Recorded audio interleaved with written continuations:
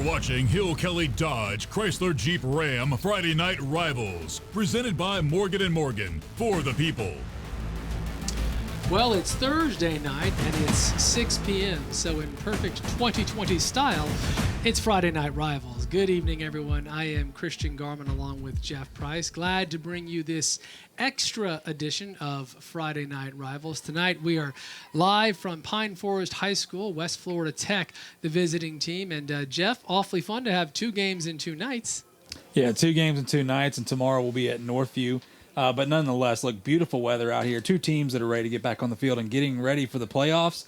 And I'm going to make very clear here, these 2 teams used to be separated by a chain link fence, Yep. So don't worry, that rivalry is not gone anywhere. It's a definite rivalry, and he's being literal. There was a fence between the 2 schools. Of course, West Florida Tech recently moved. So let's talk about both teams. Both have 2 wins on the season. Pine Forest, though, has 3 losses to accompany those 2 wins. West Florida Tech, only 1 loss, which tells us they've only played 3 times this season. And, Jeff, tonight, the first time they're playing in nearly 3 weeks.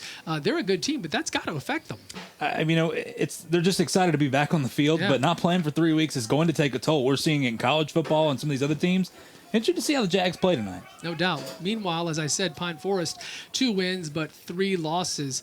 What do you expect to see from the Eagles tonight? Really, they've got to get an identity, and find the way for their offense. TJ Wilson's going to start tonight. Who knows what's going to happen? Dalton Biggs may be the guy. Remember, inside this game, they're trying to get ready for the playoffs in Wakulla next week. But you got to find a way to get the ball to Gavin Grice. He is the do-it-all, solid utility back for him, and they've got to find ways to score some points. They've got a good defense, but you got to score points against this high-powered offense in West Florida. When you think about the Northwest Florida State College keys to victory, that would be it for Pine Forest. Let's talk about West Florida Tech. As I said, they're 2-1. They've got a winning record, but they've only played 3 games. What do they need to do tonight to get out of here with a win? I'm going to read some names off for you. Jaheim Simmons, Simeon Price, Isaac Walton, J.T. Winton, and Markel Redding. Who are they? You're going to find out tonight. Every single one of those guys I just named, by the way, averages more than 8 yards a touch. High-powered offense. That's what I was talking about. I expect the same tonight. No doubt about it. A ton of firepower for West Florida Tech on the offensive side. The big question will be, can the Pine Forest Eagles hold them off? Of course, we'll get some answers coming up next right here on Friday Night Rivals, special Thursday night edition.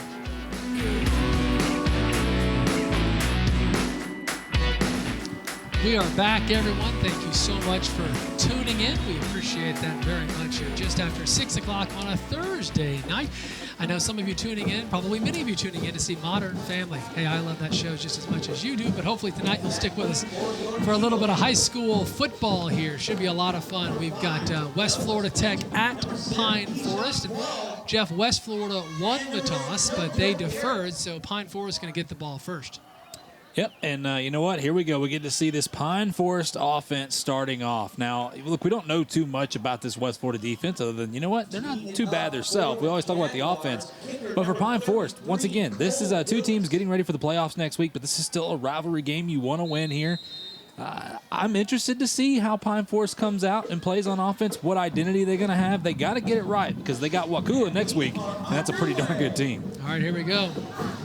Just like that, the kickoff goes out of bounds, and 1 play, 1 penalty. Not ideal, Jeff, but pretty good news for Pine Forest.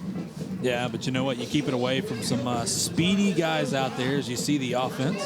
That's the Pete Moore bringing us the starting offense, and that's TJ Wilson starting at QB. You mentioned Gavin Grice. We'll call his name all night. Keyshawn Quall's a terrific receiver as well. Garrett, Alfred, Benjamin Durant, Whitney, Burrows, Terrell, and Wiggins rounding out that starting offense for the home team here, Pine Forest Eagles. Well, ready to roll. We'll see TJ Wilson at quarterback, and we may see both quarterbacks, him and Dalton Biggs tonight. Both of them got big-time arms, but I'm interested more in what Gavin Grice does tonight. Open this up with a handoff up the middle. That's Mr. Grice getting the carry. Picks up about a yard. And for West Florida Tech, we mentioned it in the open. This is a team that has not played in almost 3 weeks now, obviously due to some interesting 2020 things going on. That's all we'll say about that, but nonetheless, it's tough for a team, especially you get 1 week and then you get the playoffs. And not to mention, you're playing a pretty darn good team in Pine Forest, regardless of the record. Yep, it's been extenuating circumstances, the theme of the year, I think. Second down now at 9. Another handoff to Grice. This time, I think he loses a yard or 2. That'll make it 3rd and long. Yeah, it's a swarming West Florida defense. And here they are from West Florida Tech. That's Daniels, Hall, Odie, Larkins, Moultrie, Avery, Caldwell, Swanson, Knight, Simeon Price going both ways, and then Isaac Walton, also a defensive back. And again, that's from Pete Moore. We bring you that starting lineup. So we've got a face mask call against West Florida Tech, and so a loss for Mr. Grice turns into a big gain and puts the Eagles at about the 47-yard line, so close to midfield at this point. Hey, you know what, for Pine Forest, we watched them last time was here against Washington, and you know what, the breaks did not go their way. So far, so good for the offense. Yeah, no doubt. That's a long first down, and again, that's Grice who picks up this time 2 or 3. So, Jeff, so far it's been pretty simple.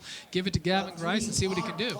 Yeah, and it's trying to get that offensive line going, too. Now, respect the heck out of the speed on this West Florida defense. Very athletic, not the biggest up front, but nonetheless, you see Pine Forest trying to go ahead and run the football. Let's get comfortable, get your quarterback comfortable back there, get your offensive line comfortable, and let's go to work. So he got about 4 there. Gets the call again, maybe gets another couple. It's going to make it 3rd and about 3 or 4, it looks like. And this is where this Pine Forest offense is going to be interesting to me. 3rd and, look, this is manageable. It's not what you want to be. You obviously want 3rd and short, but 3rd and 4 or 5 here, they're probably going to have to throw the football. I mean, obviously, you want to see how T.J. Wilson's going to respond, especially on a down where West Florida knows they're going to throw the football as well. Once again, playing into this, getting ready for next week, getting your guys some confidence is going to be key tonight. All right, so maybe the first time for T.J. Wilson to put it in the air. We'll see. Got a lot of time, going to run it himself, and some nifty moves, but not enough. He picks up a couple. He needed 4. That will make it 4th down, and it could be decision time here. Nope, looks like an easy decision as the punting unit comes on for the Eagles, Jeff. Yeah, and look, when you look at this for T.J. Wilson, obviously the pocket collapses. They actually built him a fairly good pocket back there. Nobody was open. That's what we call a coverage sack. Now, T.J. Wilson uses his athleticism, starts to run the football, and look, I hate when guys step back to try to make that big move and make a guy miss because there's always a defense coming for you. He should have tried to plow ahead, but nonetheless, it's 4th down for the Eagles. And Simeon Price is back at about the 12 or 13-yard line.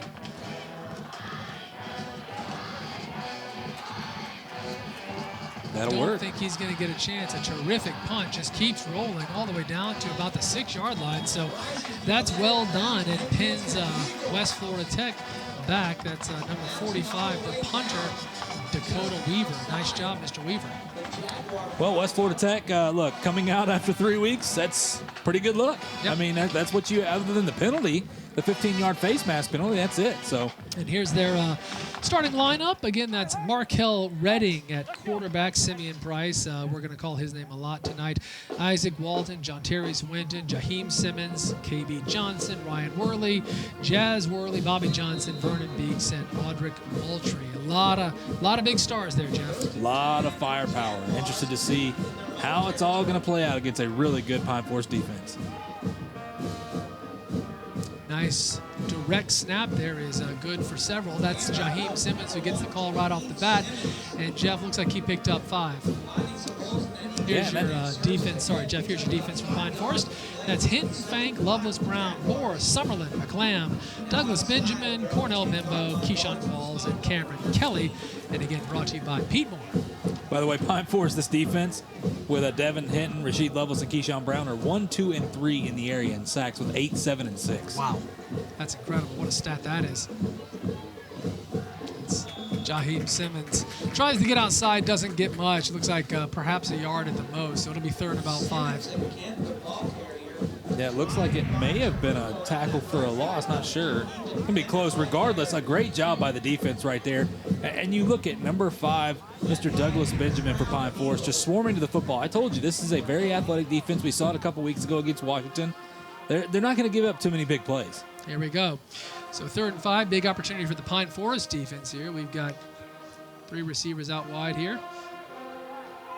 not going to be able to do anything with it. So a terrific defensive stand for Pine Forest, and deep in their own territory, I think we're going to see the punting unit for West Florida Tech come onto the field. That worked out well, Jeff. Well, that's right there, number 55, Rasheed Lovelace. That's the man leading the area in sacks. Came into this game with 8.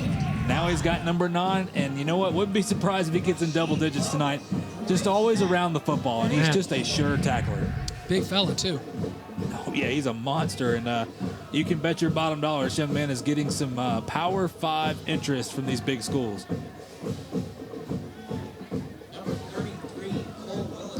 Douglas Benjamin back to return the punt if he gets a chance. He calls for a fair catch, but it's not going to even get to him. And it's going to be down right at midfield. They're on the 49-yard line on the West Florida Tech side. So a few minutes into the game here and looks like a good position for that Pine Forest offense as they come back on the field, Jeff. Yeah, and one thing on this West Florida offense. Now, so West Florida's cycled through. They went special teams, they went offense, defense, and they haven't played in a while. So obviously that's good to get the rust off. So far, you know what? Offensively, I expected them to struggle. I expect them to struggle a little bit tonight, though. Even though they have all the weapons, you got to give credit to this Pine Forest defense. But back to Pine Forest here on offense, I think they're just going to have to throw the football. I mean, they really are. We talked about this against Washington. You're going to have to take some deep shots because you look across the field, it's man coverage. That's a little bit disrespect, though. They don't respect the passing game, so we'll see what happens. This time around, they're going to run it up the middle, and that is a pickup of 4 or 5. Is that number 28 for Pine Forest? I'll tell you who that is. Yeah, it looks like number Kobe 28. Johnson. Yeah, Kobe Johnson. He's another guy, by the way. It's just a utility athlete. I mean, he can do it all. He can play in the backfield. He could take the snap, by the way, run a little bit of a wildcat or wild eagle, however you want to look at it. He can play receiver. Very, very good athlete for Pine Forest. And he picked up about 4. Looks like this time they're going in the air. Quick pass. Nice gainer of about 4 or 5. Is going to make it 3rd and short now, Jeff. So that's the sort of pass you can live with. Well, and that's the sort of pass that, you know what, it's a high percentage completion pass for your quarterback, trying to get him comfortable back there. Remember, he obviously got happy feet a little bit as the pocket collapsed before on 3rd down and didn't get the 1st down. Now, much more manageable 3rd down. Interested to see if they try to run the football here or gain some confidence throwing it. So it looks like Kobe Johnson still the back. Interesting, Jeff, that Gavin Grice has been on the sidelines for this series.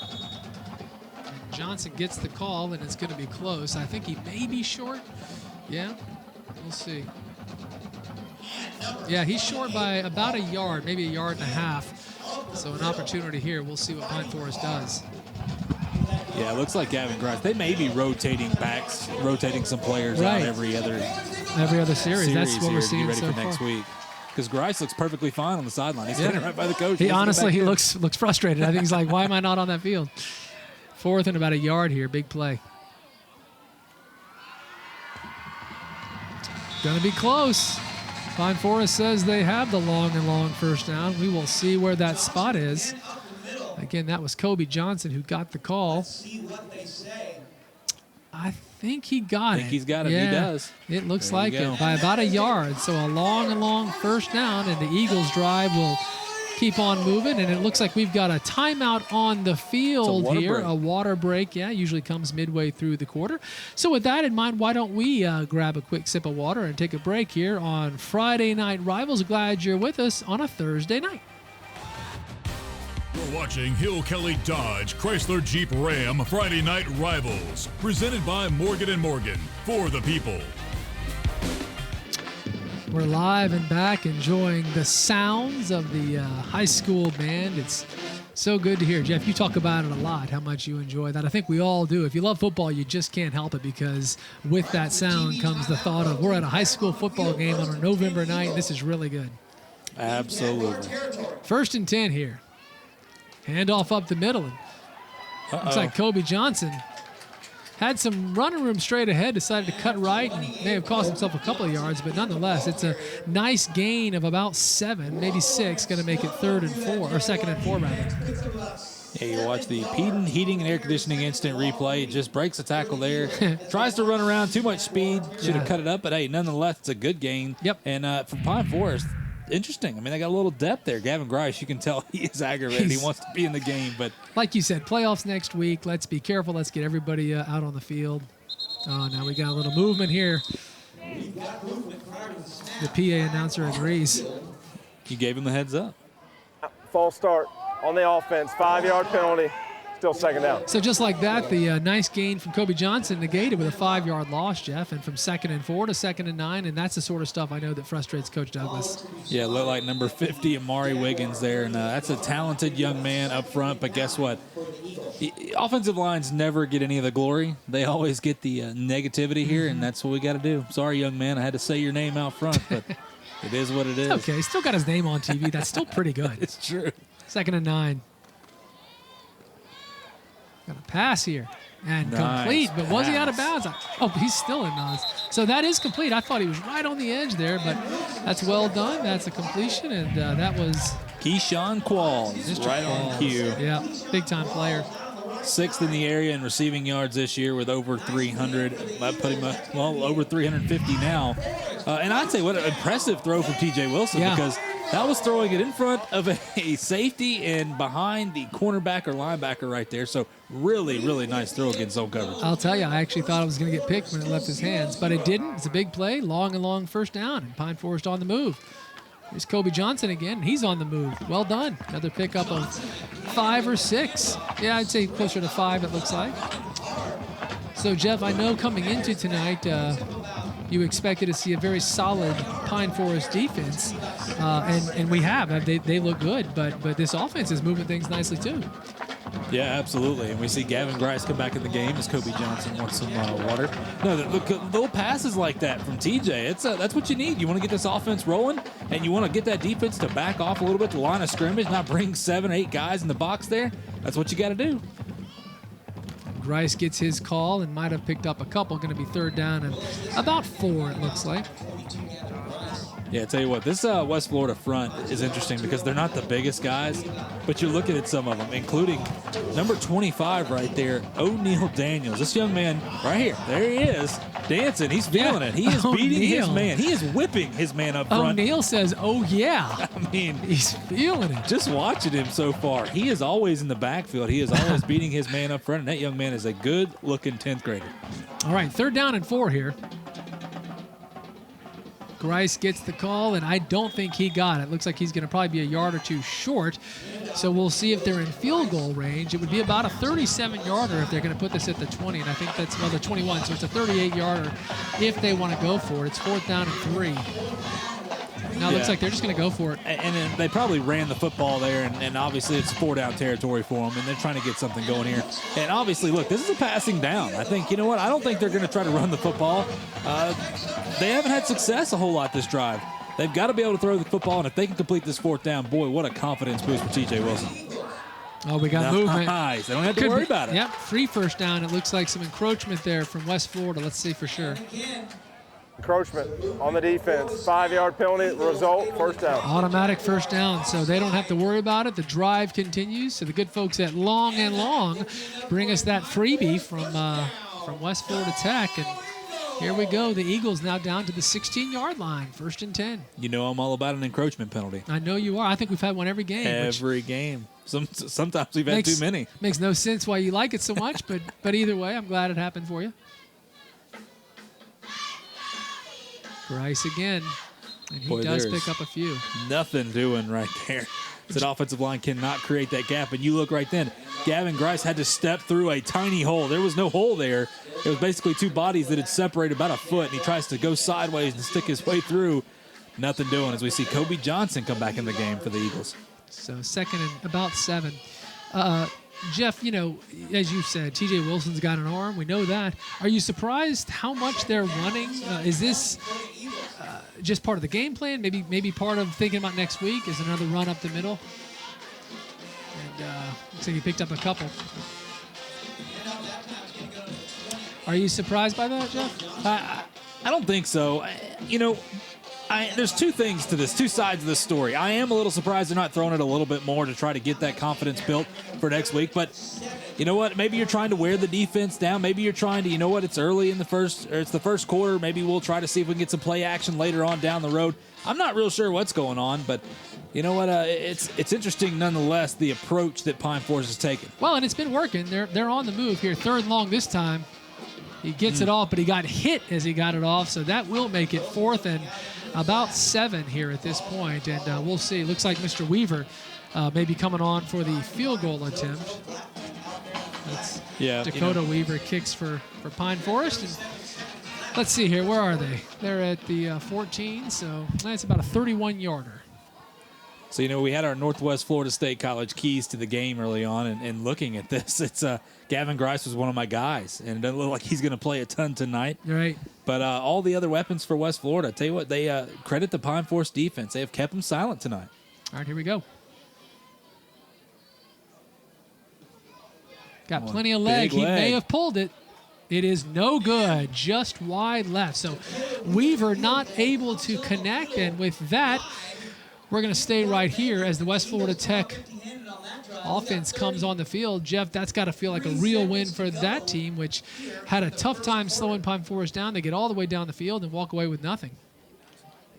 Yeah, it's going to be really interesting here to see how this West Florida team comes out on offense. Remember, once again, we've said it a few times, it's a matter of they haven't played in 3 weeks. I mean, tomorrow is 3 weeks since they touched a football field. So maybe shaking some of the rust off. I'll tell you what, the defense looks good so far. But I want to see if Markel Redding's going to air it out. He's thrown for almost 500 yards this year. He wanted to throw here, but under some pressure, so he's going to take off and use his legs, and it worked out real well. A nice gain of 6 or 7. Obviously, it's early in this game. It's still 0-0. We've had some offensive outputs, especially 104 points last week in that game, by the way. That was interesting. As you see your heating and air conditioning instant replay with Markel Redding. But here's the thing. Could it be the first to the Ascend Performance Materials touchdown? Is it going to take one of those tonight to win a game? Tell you what, I expect a little more offense, but, hey, the defenses are showing up. 2nd down and 4. Big hole there for Simeon Price, still on his feet and all kinds of room. So that's a long first down. Oh, check that. That was Shaheem Simmons. Sorry. Simmons got me. But a huge gain there and a huge hole. So West Florida Tech through the air and then on the ground. Yeah, Jaheim Simmons. This is a young man averaging about 8 yards a carry. It'll be a little more than 8 yards a carry, so you see him pointing out the defender, and he averages, by the way, 134 yards a game. You can't really pull out their stats because they played 3 games this year. So it's a good point. Just giving you some interesting, intricate stats there. No, you're right. That does change the numbers when it's only 3 games. Through the air this time, and that was well behind him. Lucky that wasn't picked off. That time, Simeon Price was the intended receiver, but not a good throw there from Redding. No, Cornell Bimbo right there wishes he had that one back because he thought it was going to be a better throw. Yeah. You see the he's like, oh, man. Instant replay. Look, he's expecting a throw more to the outside. He has to step back, and boy, not a good look for Markel Redding right there. Nope. But it wasn't picked off. He lives to throw another day. It's 2nd and 10 now at the 44-yard line. Great play for the Pine Forest defense. Nothing doing. Might have gotten back to the line of scrimmage. That would be about it. So it's going to be 3rd now and 10. And that right there, you see, obviously number 15 for the young man, Deontrez McLamb getting a tackle for loss. So it's the end of the first quarter. We do not have a score, though we have seen some offense. And coming up, no doubt, we'll find out if that can get turned into a few points when we return here on Friday Night Rivals with the start of the 2nd quarter. You're watching Hill Kelly Dodge Chrysler Jeep Ram Friday Night Rivals, presented by Morgan & Morgan, for the people. They are playing Jungle Boogie, and it is all right. Loving it here on Friday Night Rivals. It's a Thursday night. We're live from Pine Forest High School, where the former next-door neighbors, West Florida Tech, has come to the field. Christian Garman along with Jeff Price and the entire crew here from Friday Night Rivals. Glad you're with us as we start the 2nd quarter. No score yet. 3rd down and 10. Redding under some big pressure, and he's going to lose about 6. A huge play for the Pine Forest defense, and it's 4th and long. The Eagles will be getting the ball back. Good start to the 2nd quarter for them, Jeff. And great job by Mr. Raymond Moore right there, bringing the pressure, not allowing Markel Redding to sit back and throw the football. As, by the way, he averages about 150 yards a game passing, so this offense goes through pretty balanced. Nonetheless, Mr. Moore stepping up right there with a big sack. So I think Coach Douglas has to be very pleased with the way his Eagles are playing so far. Remember, their record is 2-3, and West Florida Tech's record coming into tonight 2-1. So they've only played 3 games. Short snap, but that's okay. Gets a good punt off. There will not be a return. Takes a nice little hop in favor of Pine Forest, and they're going to start their drive right at the 40 as T.J. Wilson and the unit comes back out onto the field. And this is, once again, what is Pine Forest going to look like on offense? And just to remind folks, and we've said it a couple times, these two teams, when you look, obviously next week for West Florida, they'll take on PHS in the first round of the playoffs. For Pine Forest, they get Wakulla over near Tallahassee, so that's a big rivalry there. That's always been. You go back many, many years in Pine Forest, Wakulla has always been one of those games. It's just so much fun to watch with so many big-time talented stars playing in it, and it's going to be no different this year. But this Pine Forest team built a little bit differently. They struggle to score the football, and you know what? They've got to find ways to manipulate some offense. Here we go. Right off the bat, nice little completion. Oh, no. Probably should have just gone down. Oh, no. Or maybe not. Still on his feet. All that's 45 yards of running, and I think he picked up about a foot, Jeff. Yeah, that's one of those. Look, everybody wants to make the big play, and I understand. Look, I've been in the situation. I was never that fast. I was the guy throwing it back there because I wasn't near the athlete that some of these cats are. But, boy, you just go down. You trying to make a big play. Sometimes just take what they give you and let's move on. Catch as Alfred made the reception, and literally as I look over at the marker, didn't gain anything. Look at 2nd and 9.5, give or take. Might have gotten a foot.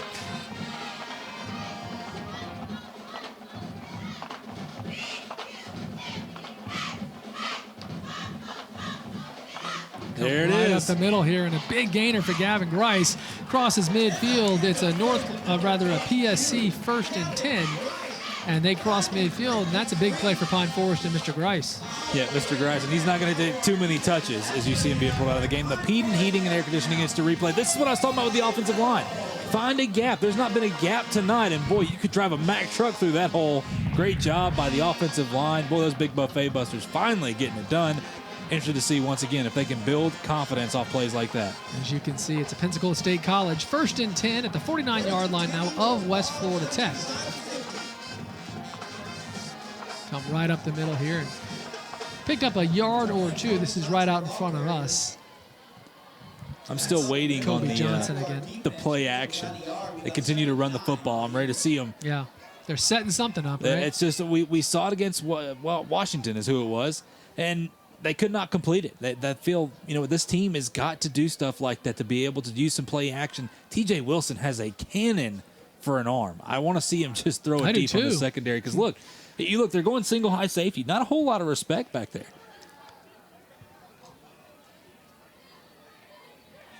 He'd like to throw it here, but instead it looks like he's going to keep it. And again, gets back to just about the line of scrimmage. Going to be 3rd and 7 there. And Jeff, was that a design run?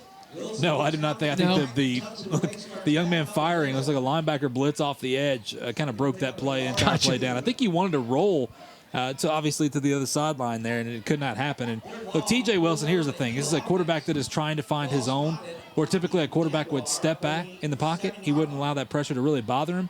Wilson, Wilson knows he can run. He knows he's an athletic runner as well, so I think that was why that play broke down the way it did. 3rd down and 7 or 8. Right over the middle, wide open. And that's a Pensacola State College conversion. That's a 1st down. Great pass, great catch.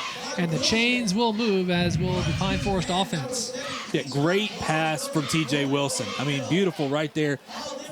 Look, it doesn't get any better. Lead your receiver out front. He doesn't have to hesitate at all. Keyshawn Qualls, by the way, young man I said was 6th in the area in receiving yards.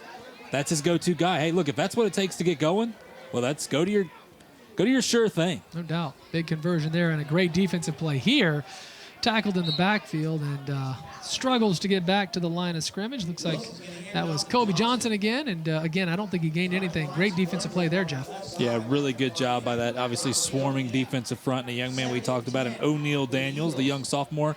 And then number 40, Darian Odie, coming off that defensive line. Look, so many athletes. There's so much speed. You even see right there, number 6, Aubrey Caldwell. These guys continue to swarm to the football. I tell you what, Coach Summerford may not like the scoreboard right now, but he's got to be proud of this defense.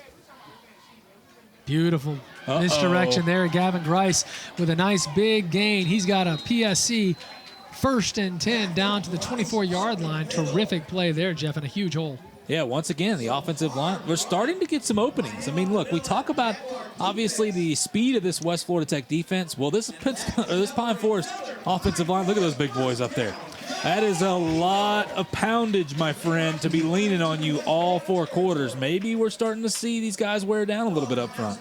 All right, so Pine Forest moving again. They've yet to come away with any points. They do need to start converting some of this into something. Not going to do it with plays like that, losing a yard, maybe back to the line of scrimmage. That was Kobe Johnson. And O'Neal Daniels, the young sophomore, we just talked about him a minute ago. I told you, he always seems to find his way in backfields. And this is what he's doing again here tonight. The young man that's across from him on that Pine Forest offensive line is probably twice his size. He does not care. He's going to slip right on through. And look, it's a cat and mouse game here. One play, it's the Pine Forest offense. The next play, it's the West Florida defense. So a loss of a yard or two, and now 2nd and about 12, it looks like. Right over the middle, had his man, but just threw it about 3 yards out in front of him, Jeff.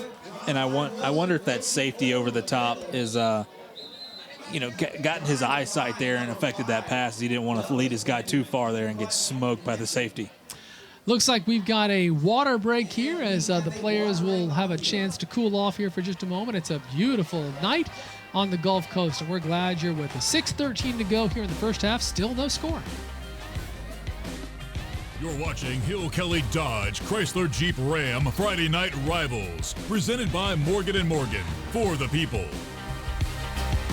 Here you can see the crowd is small, no surprise. Of course, this year, crowds are small everywhere. Those are the rules, but then on top of that, this is a Thursday night game. You'd expect an even smaller crowd than what is the new normal. Nonetheless, it's a beautiful night. It's 3rd down now and about 11 here for Pine Forest. And, Jeff, they would hate for yet another drive to stall out that was looking so promising. Wilson under some pressure again. He wants to keep it, and he does have a hole. He not able to get the first down, comes up about 4 yards short of that. So a nice gainer, if nothing else. He may have put him into field goal range unless they decide to go for it. Yeah, it looks like they're going to keep the offense out there. But, hey, great moves. I'll tell you one thing with T.J. Wilson that you can't fault. Obviously, you want the young man to be able to sit back there and keep his eyes downfield. But, once again, he knows he's a heck of an athlete. He knows he's tough to stop. So, hey, great gain for him. But you know what? They're just, they are maybe a foot shy. Yeah, I just missed. I thought he was more like 3 yards shy. So it's really like a foot, like you said. So a very, very manageable situation here. 4th down and a foot. I love this right here, under center. We don't see it too often. Very simple for this offense. The quarterback sneak looks more than successful. It's a Pensacola State College 1st and 10. And facing a 3rd and about 12, Pine Forest able to convert. The drive continues, and they're going to be at about the 12-yard line. And I'm telling you, like I just said, you don't see that. Too many teams that just play out of the shotgun, they can't get under center, and it blows my mind why you never teach that. Because on 4th and short like that, that's all you need to do. Yeah. I mean, look, you've got a loaded offensive line up front. Just lean on them. All you need is a foot or two. Why try to do things out of the shotgun? Great call for Pine Forest. This time around, they're going to try and go to Johnson, but he's not going to get that chance. There were whistles before the snap. Prior to the snap, encroachment lined up in the neutral zone on the defense. 5-yard penalty, 1st down. 5 more free yards as West Florida Tech. And Jeff, this is a team that hasn't played in almost 3 weeks. They've only had 3 games. Not that surprising to see those sorts of mistakes. No, not at all. And, I'm surprised we haven't seen more of the mistakes. I believe West Florida's had, 2 penalties on defense, a face mask, and then that encroachment penalty. Although encroachment is just something that you can't do. I mean, line up in the neutral zone, you got to look down at the football and see, am I across that line or not? Oh, it's a fumble. Oh, no. We've got a fumble, and West Florida Tech says they have it, and they sure do have it. No doubt about it. A huge play there, and it looks like Pine Forest will come away with nothing. That was Simeon Price, I think, who got his hands on it. Was it not? Let's see coming through. Who is that? Number 25, O'Neal Daniels. Yes, check that. Sorry. I told you the young sophomore. This kid is fun to watch. I mean, a young sophomore out there, speedy as can be. Boy, oh boy, shoots through the gap, by the way, and disrupts the handoff. Flag on the play here. It does seem like the flag came in well after the fumble. This could be some sort of a celebration problem. We'll see here. But, man, a huge mistake from the Pine Forest offense, as they're going to have another very promising drive come up short here as we're down to 4:28 to go in the first half. The officials are talking about whatever that penalty was. Not sure if somebody started talking about somebody else's mama or what it was there, but West Florida was plenty excited there. So sometimes, look, kids, they lose their cool. So here we go. Just saying. On the play, a timeout on the field. So it was a timeout on the field. We're going to go to break here with 4.5 minutes to go in the first half. Still no score. You're watching Hill Kelly Dodge Chrysler Jeep Ram Friday Night Rivals, presented by Morgan & Morgan, for the people. We are back here live from Pine Forest High School. You see the situation. Neither team has scored. West Florida Tech just now gets a huge turnover as Pine Forest was threatening down to about the 10-yard line, but they dropped the ball and West Florida Tech gets it, and now they've got a long way to go. They'd love to put some points on the board, though, before the end of the half. Redding out of the shotgun, as Jeff said, that's the norm these days. Nice big hole up the middle, and that's a bit of a gain there, so going to pick up maybe 4 or 5. Yeah, Jaheim Simmons, interested to see if they try to get him going. This is a young man that can run the football.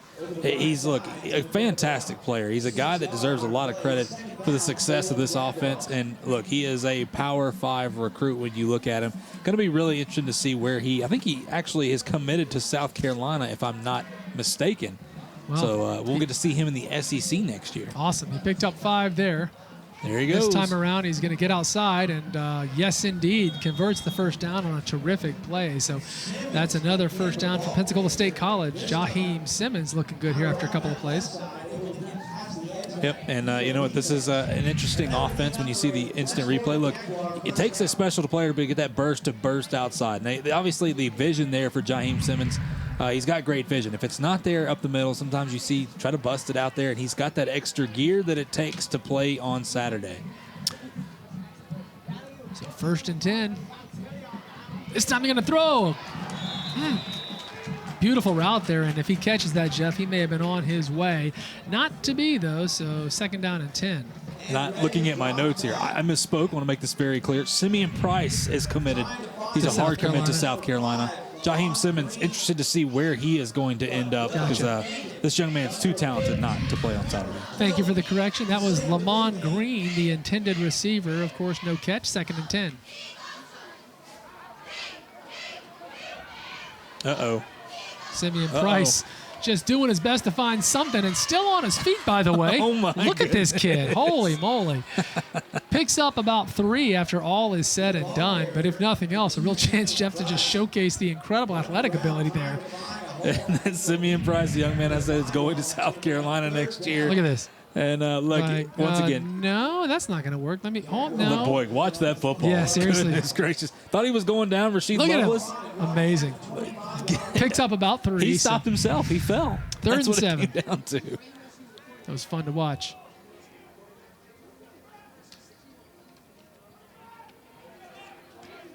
Nice pass. Wow. Terrific pass and a terrific catch. That's going to be a Pensacola State College 1st and 10. The receiver there, Lamont Green. If you're Cameron Kelly on defense right there, you did everything you could do except get your hand out front. I mean, the ball, he was hitting Lamont Green as he received it there. Great pass, though, once again from Markel Redding. That's what I want to see this offense do, start to throw the football. I mean, air it out a little bit, and because, look, these guys are loading up on this defensive front for Pine Forest. So the clock is ticking. West Florida Tech does still have 2 timeouts, down to 2:10 here to go in the first half. They're on the move, but a long way away from the end zone at the 35-yard line on their own side of the field. A lot of man coverage on the outside. Redding will complete that pass. It's going to be a pickup of about 5, it looks like. That's Isaac Walton on the reception. Yep, Isaac Walton is another very talented young man they have here. And by the way, Walton averages 15 yards a catch. He's got a touchdown this year. But Redding looks like he's getting a little bit of a rhythm. That's got to be a good sign for Coach Summerford here as the half winds down. We're a minute and a half. Right, that's what I'm saying. This clock is moving. They do have the couple of timeouts. Thought they might call one there. They did not. So From the 41-yard line we go. Oh, there he's Redding's got a man. Step. No, I overthrew him by about 2 yards. That will stop the clock with 1:20, and it's going to be 3rd down and about 4, it looks like. I like the call. You're under a minute and a half here, but it's also second and, I'll call it medium, short, however you want to look at it, about 2 or 3 yards. So you can take a shot here. So typically you see teams in college or NFL in the second and short or whatever it is to be able to take a shot downfield. I love the call. I do. I think, once again, running out of time here, you've got the weapons on the outside. You got man-to-man coverage on the outside. It's your best versus their best. And Redding, boy, his guy had a step. Just a little off target.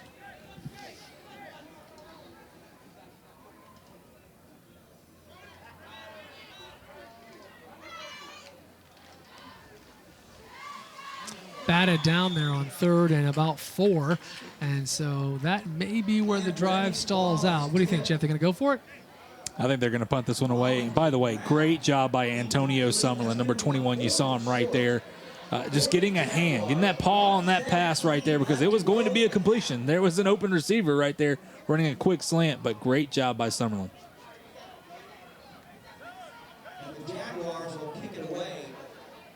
Douglas Benjamin back to try and make some magic here late in the half.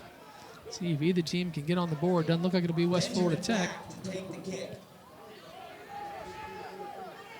It's going to take a good bounce for Pine Forest and just keeps rolling too. That worked out well. Back to about the 33-yard line. So with 1:06 to go, that is where Pine Forest will take over and try to do something. See if they can get some points here. Jeff, I'm surprised to see 0-0. Yeah, and it looks like Dalton Biggs may be coming into the game at the quarterback position for the Eagles. Remember, Dalton Biggs is the young man that can throw the football 1.5 miles. He's got a tremendous arm. And, hey, look, great opportunity for him with about a minute left here to air it out. So interesting to see. But this is his first snaps of the game. So we'll see if they try to maybe run the football, get him comfortable, or is he just going to come air it out? We're going to see here. But yeah, it has all 3 timeouts. Would make a lot of sense to bring in somebody with a huge arm right now. And like you said, though, he's like, didn't get to warm up. Let's see what happens here. 1st and 10. Comes out firing. Great play call. Ooh, you got to get out of bounds. Got to get out of bounds. And he does. Did they wind that clock? They winded the clock. Wow, okay. So now they're going to call the timeout, I'm sure. Yes, they will. So Pine Forest calls that timeout. We're going to go ahead and take a quick break. When we come back, we'll see. Can the Eagles get on the board just before the half? You're watching Hill Kelly Dodge Chrysler Jeep Ram Friday Night Rivals, presented by Morgan & Morgan, for the people. We are back and all smiles here tonight. So glad you're with us on Friday Night Rivals. This is our last week of the year. Normally we just do games on Fridays. This is the second time this season that we've had a Thursday night game. Glad to be here. Pine Forest on 2nd and about 4, trying to do something just before the half. He wants to unload with that arm, but he just ends up throwing it away. So it's going to be 3rd down and long. And, of course, that's Dalton Biggs, as you said, Jeff. Not the starting quarterback. That would be T.J. Wilson, but Biggs has a huge arm. We have a flag. Intentional grounding. I don't think he got out of the pocket here. Ooh. Intentional grounding on the offense. Loss of down, 5-yard penalty from the spot. Be 3rd down. Big penalty there. Now, if you're looking, and by the way, intentional grounding, you got to get outside the pocket there, and there's obviously an imaginary pocket that everybody kind of knows, and you got to get outside of that tackle box. And once you do, then you can throw the football away. I understand Mr. Biggs just coming into the game. Look, smart decision, but you got to roll out. You can't just throw it to nobody. Yeah, you got to. If you just get out of the pocket, it's all good. So instead, it's 3rd and 23. They better be careful. Yeah, so I was about to say, Pine Forest has to be real careful here, not get greedy, and give up something simple. West Florida needs to use some timeouts right here and try to get this ball back, with whether it's a little time or whatever. Maybe they can block a punt. We'll see if they do. Did they call the timeout? Looks like they did. And so with 42 seconds left, it's going to be 4th and very long, and that sure enough does mean West Florida Tech will have one last chance to try and do something here, see if they can get a point. And you mentioned, by the way, the look, the game this week. This Thursday, obviously we're doing a game on Thursday. It's the second time we've done it this year. But you know what? You said it's our last week. We got a big game tomorrow, as we'll be at Northview up there in Bratt, Florida, to take on Jay. Big rivalry game. From the Northwest Florida State College sports booth, we talk about some of the other activity. And yes, indeed, there you got it. Northview versus Jay tomorrow night. Tonight was at 6 o'clock. Tomorrow night is back to the usual Escambia County start time, 7 p.m. And Jeff, this is a rivalry. I am stoked to go to this game with you. As anyone who watches this show knows, you played starting quarterback up at Northview for how many years were you a starter? 3. 3-year starter. Incredible. So it's going to be a lot of fun to get your perspective on a game that I think will be great anyway. So hopefully you can join us tomorrow night for that. But for now, let's see how this half ends as Pine Forest going to punt it away. And that's Simeon Price back. And it looks like he will get his hands on the ball. Yeah. Uh-oh. Well, there is a holy God. We've got a flag. Oh. Doesn't matter. We've got a flag. I think it's going to come back. Look at he is something, man. He just keeps moving. Won't go down. No. But there's a flag at midfield, and I'll tell you that that's about a 17-second play because he just refused to go down. So the clock kept going. 25.7 now to go. Here we go. Block in the back on the receiving team. 10-yard penalty from the spot of the foul. First down, West Florida. All right, so not a big surprise. You frequently see the block in the back on punts, and sure enough, that's what we have there. Still, anytime Simeon Price starts running, Jeff, I don't care if he's going north to south or east to west. It's just a fun show. It is, and that's the young man, by the way, that we were talking about earlier. And when you look, this West Florida offense, you hate to get the penalty. I've never really understood, and I've coached special teams before. I understand, running down the field, things like that. Everybody's trying to do their job. I've never understood block in the back. You know that you're going to get caught because there's so many referees out there. They're all looking for the same thing. But, hey, nonetheless, let's see how West Florida, they may run the football and just try to go into halftime. We'll see if they try and do anything with it. Going to run it right up the middle here. And that's Jaheim Simmons who picks up a yard. That may well be the final play of the quarter. Hey, credit both defenses, especially Pine Forest. I tell you what, with all the weaponry that the West Florida Jags have, very impressive showing from this Pine Forest defense. But I tell you what, in the second half, they got to find ways to put points on the board. One of those teams will most definitely have to do that, Jeff, and we're going to be here all night. Let's hope so. Somebody's going to have to score. It is. That was an exceptionally 6:55 is the current time. That's an exceptionally quick first half too, and of course that's because there was just so much running. I love it. I am all for it. I tell you what, when you look at this game, very interesting. Not the way that I thought it was going to go, but for Pine Forest, remember both Pine Forest and West Florida Tech playoffs next week, as Pine Forest has Wakula and West Florida Tech will get PHS. So. Interested to see how these guys approach the second half, gear up for the playoffs next week. As the bands, as you can see, the band, I should say, makes its way onto the field for some halftime entertainment. We're hoping to get a quick word with Coach Ronnie Douglas here. And what are you doing? Yeah, it looks like he's walking over there okay, now. Gotcha. You're pointing. I'm like, what? Just say it. What is it? Yeah, it looks like Coach Douglas is going to jump on the headsets here. Hey, Coach Douglas, Christian Garman, can you hear me? Hey, yes, sir, Christian. Well, first of all, thanks for taking a minute to talk to us. So here we go, 0-0 after a really hard-fought first half. You had a couple of very good drives, get it deep into West Florida Tech territory and come away with no points. I know that had to be frustrating both times. Yes, sir. Yeah, we tried the field goal there, just missed there. He had a good kick, just went a little bit wide, and then got down there ready to get it punched in, and had a fumble, right there on the exchange, but.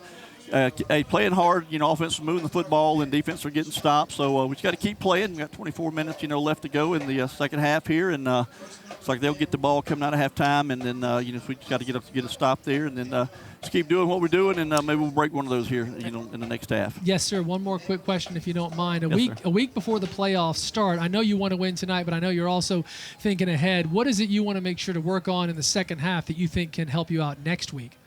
Basically just fundamentals, just blocking and tackling, just doing what you got to do, in football, and throwing and catching, and not having any turnovers and, keeping our penalties down. Just the routine things that, every football team's, going to try to work on. But, for us, that's going to be the basic, coming out in the second half. Head coach at Pine Forest, Ronnie Douglas. Coach, sure appreciate your time, and Yes, good luck in the second half. Hey, thank you so much, Christian. Yes, sir. Thank y'all. Yes, sir. Bye. So we're glad you're with us here for Friday Night Rivals. That was Coach Douglas. When we come back, we've got the halftime show. Stay with us, everybody.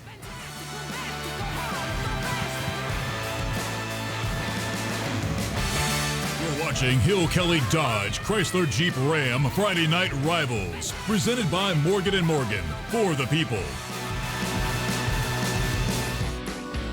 We are back, and we're certainly glad you're with us here. It's Thursday nights, Friday Night Rivals. Always glad to get you a bonus game. Certainly fun to be sitting up in the booth here with Jeff Price. This is the Levin Papantonio halftime report. And as you can see, again, the band out on the field. With any luck, we'll have a shot to talk to the athletic director here at Pine Forest. That's Artie Davis. But I know we also have our A-plus scholar athletes, and we always love to feature them. So if we get a chance here in a moment, we'll also tell you about those players here, because it's Jeff. It's, again, obviously we're here for football, and we know it and we love it, and that's awesome. But it sure is great also to focus in on some of these terrific athletes who also get it done in the classroom. And I can tell you right now, Coach Summerford from West Florida Tech has told us that his scholar athlete is Ryan Worley. So congratulations certainly to Ryan Worley, who's the scholar athlete, the A-plus scholar athlete. And that's a very big deal, and something no doubt he's going to be very proud of. Yeah, and a great offensive lineman as well. But you know what? It's cool to feature these guys like this, and I know we got another guy to get to, but it's so cool when we talk about the A-plus athlete, because it's more than sports. First, you got to pass to get on the field. I learned that the hard way. Trust me, when I first started. But you know what? Awesome for Ryan Worley. Yeah, it sure is. And this, of course, brought to you by Gulfside Landscaping, and we appreciate their support of the A-plus athlete. And I'll tell you, Jeff, all kidding aside, I was an athlete in high school, and I cared a whole lot about that, and I cared not that much about my grades, and I regret it. I really do. And so these young men and women who get out here and are really great athletes, but are also carrying 3.5, 4.2, that's incredible and impressive, and they should be very proud. So again, congratulations to Mr. Worley. But also we want to tell you about Bo Sanders, who's got a 4.43 grade point average here at Pine Forest. So you talk about getting it done in the classroom, 4.43. I still don't understand how that's possible. And Jeff, like you, he doesn't just play one sport, terrific football player, but also a baseball player. Yeah, that's awesome. And looking at this, a first baseman and pitcher, awesome stuff. No surprise here. Favorite subject is math. Just kidding.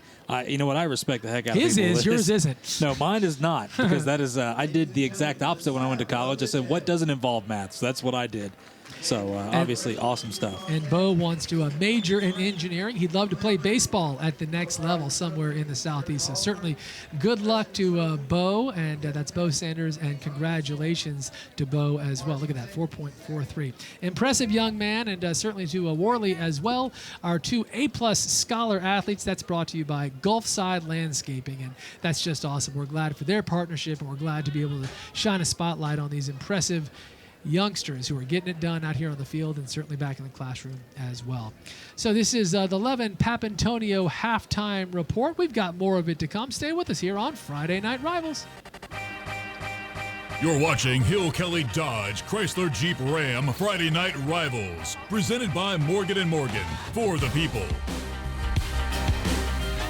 I think being able to showcase these games on Friday nights to the community will help tie the community together a little more, especially with the times that we're going through right now. Being able to have these programs streamed on TV and online will help keep the community feel like they're a part of something, and help them feel like they're not missing out if they can't make it to a game.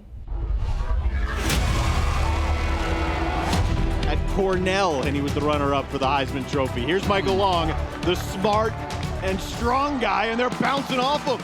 Michael Long shedding guys, bouncing off him, and that's how this game starts.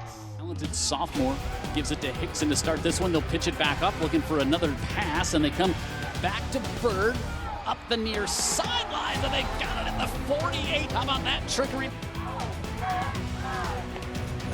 There he goes again. Wow. He just is tough to bring. Look at him. Forget about it. Micah Turner with here on a 2nd and 8. And it's Logan Pfister with a seam. Logan Pfister, the burst, and Logan Pfister. 30, 20, foot race. Now the power, Logan Pfister with a touchdown run. Donaldson surveying, trying to step up and escape the pressure. Receiver breaks through, a late developing route, and then some. Snapped it. Williams, he pirouette in the backfield, and he turns. Had a man behind everyone. Can he get there? Caught, and he's going to walk in. Straight drop, wants to go deep over the middle, does. One-on-one coverage, caught. Redding to the 5, Redding, touchdown, Unicorns. Finish what you started.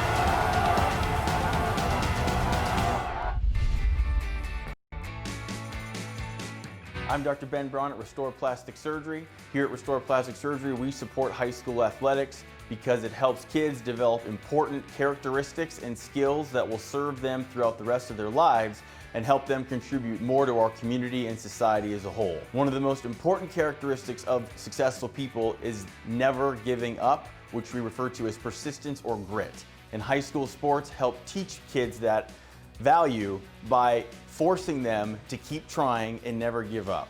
Another important quality taught by high school athletics is excellence.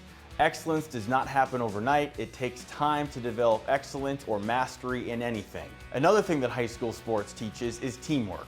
Very few people succeed or survive in life alone, meaning everybody relies on people around them to get things done and be successful and achieve a common goal. And high school athletics helps teach teamwork and teaches kids how to work with each other in a constructive manner to achieve a common goal.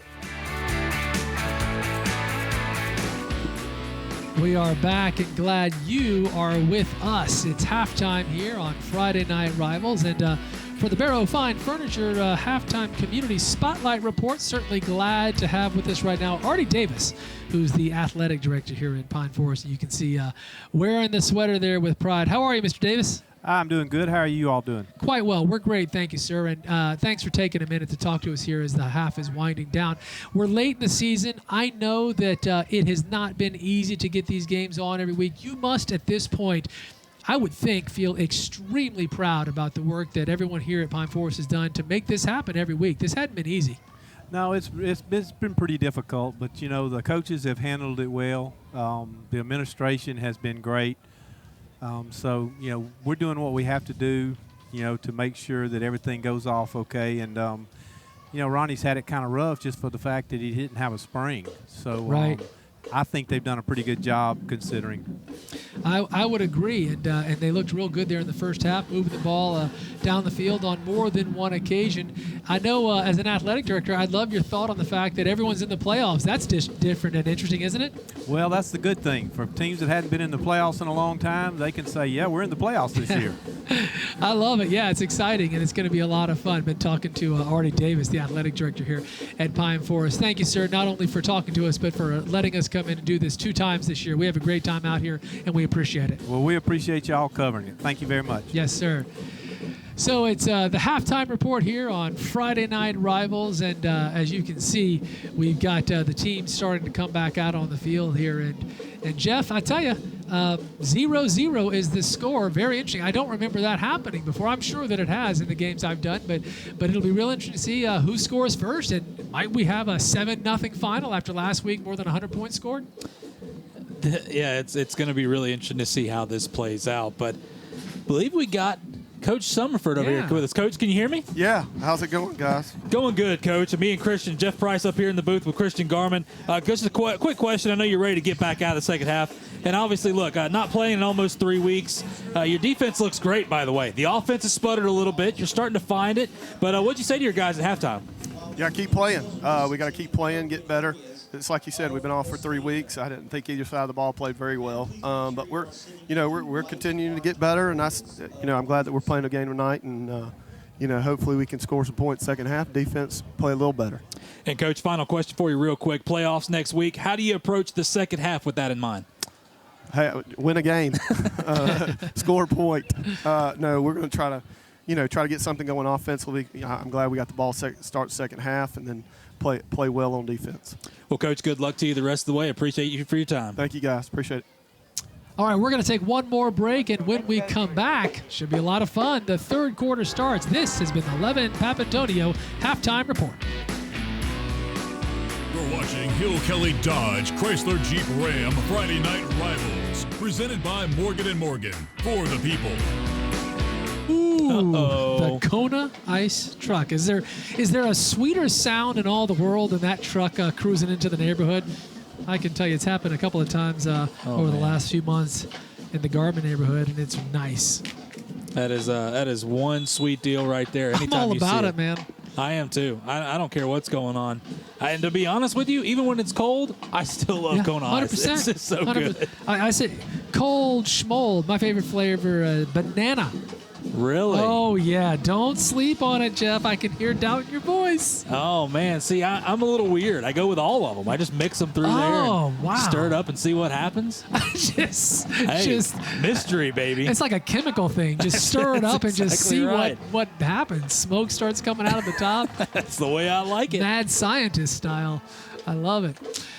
All right, so the teams are back on the field, and, West Florida Tech won the coin toss at the beginning of the game. They deferred, so they'll get it first here. And, man, I'll tell you, it'll be real interesting to see who scores first, Jeff. Somebody's got to win this thing. It may be really, like I said earlier on, it may be who gets the Ascend Performance Materials touchdown first. That may be our winner. I mean, I did not see this coming. If you would have told me at the beginning of the game it was going to be 0-0 at halftime, I'd have laughed at you. I really honestly would. I knew that both defenses were good, but I thought we were going to see points of some kind. Well, I'm sure we will at some point. Keon Johnson is back, as is Simeon Price. Neither one will get a chance. A fair catch caught at the 26-yard line, and that's where West Florida Tech is going to start the drive there. That was number 27, Elijah Larkins, who caught the fair catch there. And well, Jeff, you had an interesting point during the break, knowing the playoffs are coming next week, and the obvious thought would be protect your players because, you want them ready. But because West Florida Tech is 2-1, they've only played 3 games. They haven't played in nearly 3 weeks.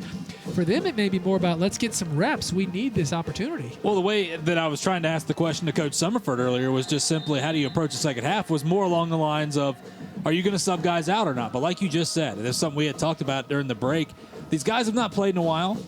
You shake the rust off, get them back in game shape because you can go through practice all you want to. It's different when you're lining up 4 quarters, hitting the guy across from you.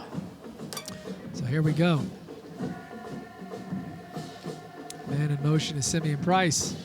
And they're going to look at him, too. And he makes a great catch and a huge play and a huge start to the half for West Florida Tech. That's out near about the 48-yard line. It's going to be a long first down and then some. Jeff, that's a fine start and a great pass. I mean, great job. We knew Markel Redding come out here and throw the football. And what's one of his favorite targets right there in Simeon Price, the young man that's going to be playing on Saturdays in the SEC at South Carolina.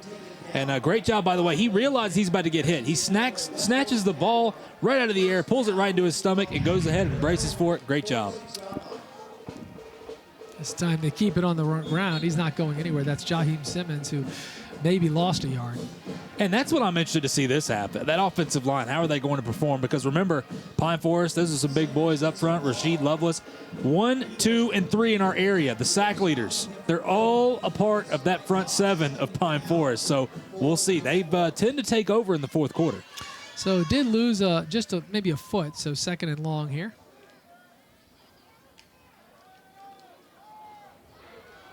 Oh, hit as he threw it. Great defensive play. An incomplete pass makes it 3rd and about 10. Yeah, not sure who that young man got the paw in there was, but great job because there was an open receiver running down the seam right there. And, boy, you saw Markel Redding was ready to sling it to him, but great job by this defense after giving up a big play, now forcing 3rd and long. Yep, 3rd down and just over 10 it looks like. So Redding will probably get another chance here. Hey, look, there's our A-plus athlete right there. Okay, yeah. One of the 2 fine young men we featured there at the half. 3rd down and just over 10. Redding under big pressure. able to unload it, I should that's say. a first. And that's a big gainer. Jaheim Simmons was waiting for the catch. And, Jeff, when you bring that kind of pressure, somebody's open. If you get rid of it quickly, you're going to get a big gain, and that's exactly what happened. And it's a simple, screenplay. You just fake it right there. You're going to release the defensive lineman, let them come upfield, and go out and block up front, and Jaheim Simmons does the rest. Big first down right there for the Jags. Yep. So 3rd and long, and the conversion happens. So now onto the Pine Forest side of the field at the 39-yard line. This is so far the most prolific we've seen this offense. Pine Forest has been moving it tonight. Run up the middle there. That's KB Johnson, who picks up a couple, it looks like. Maybe 3. We'll see.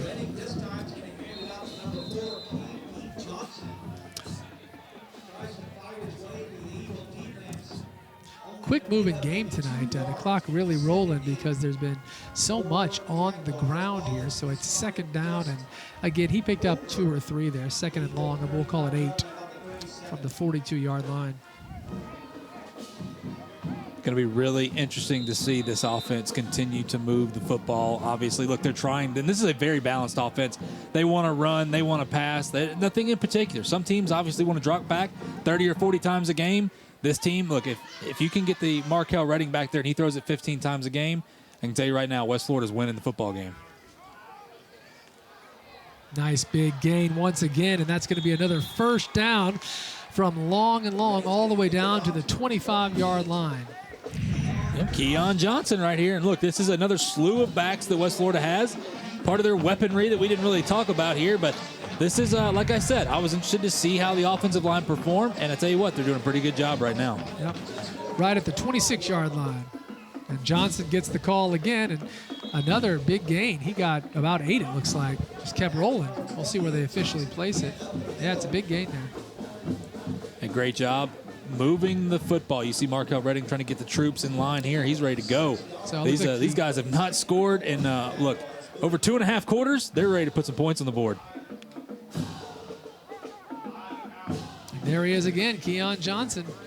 It was closer to 2nd and 3. Not sure if he got the first. He's probably about a yard short, I think. So it'll be third and a yard, it looks like.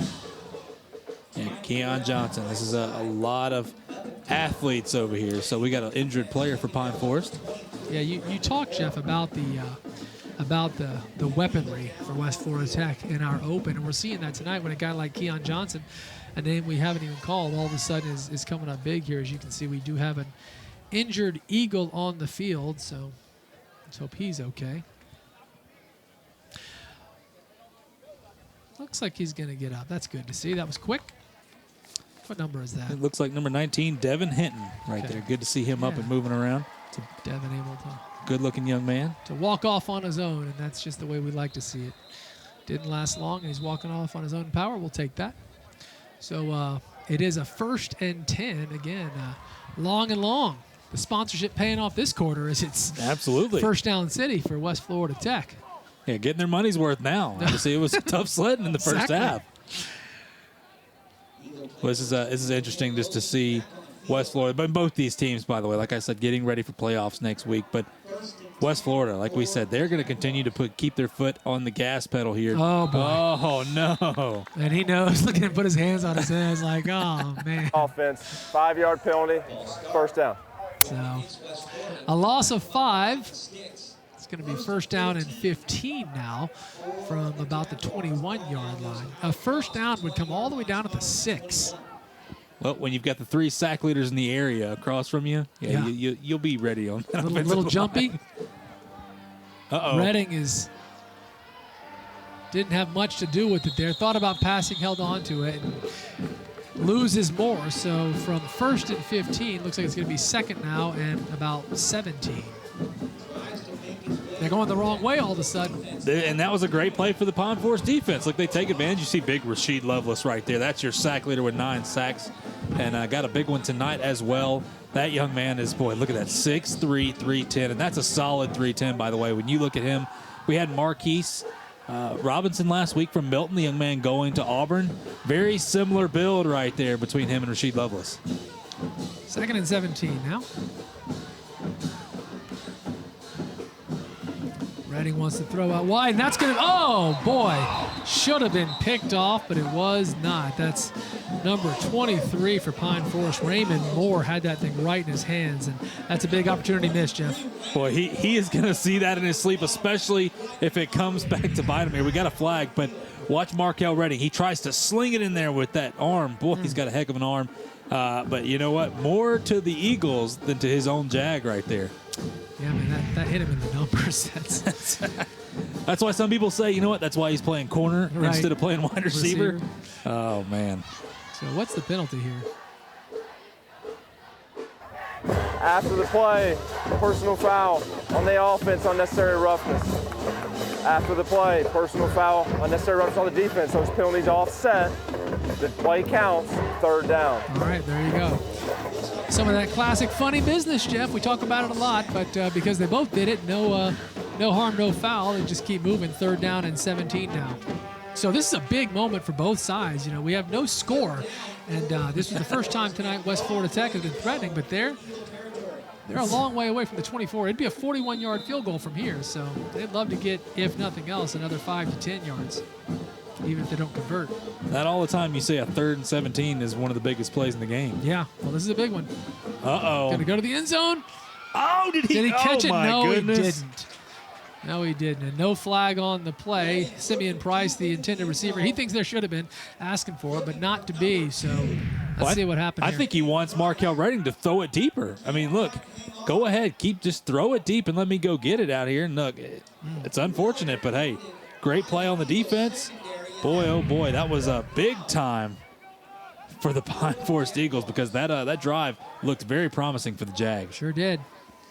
So we continue here with no score on 4th and long. We are going to get a field goal attempt, and let's see again. He's at the 23. This is about a 40-yard attempt. Is he going to get it? Are you going to call this I'm one? not, after what happened last week, I'm not going to say. It's going to be a tough kick. Oh, no. No, he's way left there.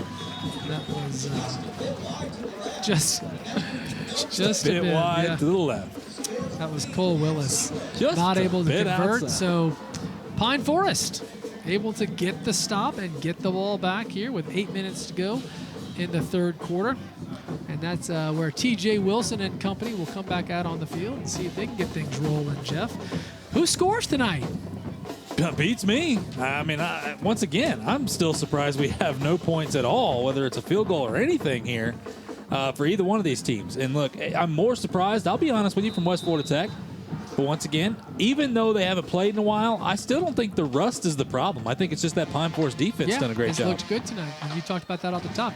Nice big gainer there. That's going to be a pickup of maybe 9. I'm not quite sure that he got the first down, but it's a nice big play. And that's Kobe Johnson, who's had his hands on the ball a lot tonight.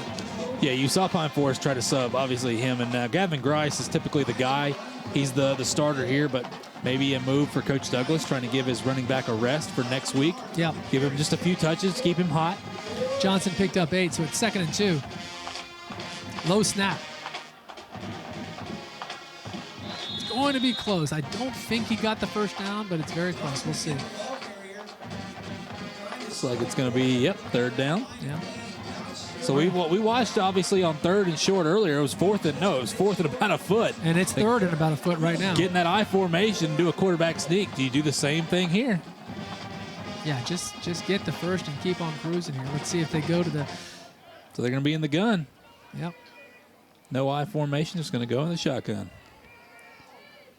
TJ Wilson. Hand it off up the middle, and that is going to be a long first down. So the chains will move. Gavin Grice, first time he's had his hands on the ball in a little while, and it's a good time to do it. The conversion there, the chains will move, and Pine Forest is now on the move with 6:43 to play here in the third quarter. Yeah, good to see Gavin Grice back in the game. And look, this is how Pine Forest is going to win football games.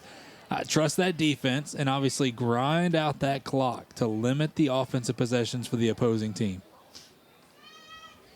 TJ going to throw it long. Oh, mercy. They're going to call it. They're going to call it. I'm interested to see this replay because I don't know if that was a really good acting job, That like was- even more so, or if it was just really bad defense. So Douglas Benjamin, the intended receiver, and we're going to find out if the Oscar goes to Mr. Benjamin or if, in fact, he got tripped up because as that ball was in the air, he just fell to the ground here. it was ugly. I mean, Pass interference on the defense, 15-yard penalty, automatic first. Big moment for Pine Forest. Let's see if we can get a Pete and replay here and see what happens. let's see if we see it on camera. I don't know, I don't man. see. That's what I'm saying. It I'm looks like he just confused. fell. The way he acted, Yeah. threw his arms up. The DB was just running with him. I'm confused, but we'll see. So with that, as the chains move, we're going to take a break here because we've got a timeout on the field. It's a Thursday night version of Friday Night Rivals, and midway through the third, we still don't have a score. You're watching Hill Kelly Dodge Chrysler Jeep Ram Friday Night Rivals, presented by Morgan & Morgan, for the people. We've got a better look at that pass interference here. Let's see what happened. Wow. Just wow. pure acting. And the Oscar goes to from Douglas Benjamin. Wow. Hey, you and know what? by the way, It flags came in from everywhere. You know, I mean, Everywhere. like every official on the field threw it. So incredible there. But Get that in an Academy Award. Seriously. That was, hey, you know what? It works, and that's what. In the end game, that's all that matters. Worked out well for Pine Forest. Here's Grice tackled. Great defensive play there. And looks like he uh-oh. might have got a yard. I missed it. What? Boy, I'm really surprised we did not see a flag right there. What happened? I It missed looks it. like number 17, Kyler Purifoy. I don't know what happened before he decided to throw both his hands in the face of that Pine Forest Eagle, but that was not a good look for him. No, that never works out well, but he got away with it, which is surprising given what happened on the previous play. Yes. They Yes. threw the flag, but all right, so 2nd down and 10. That was a no-gainer.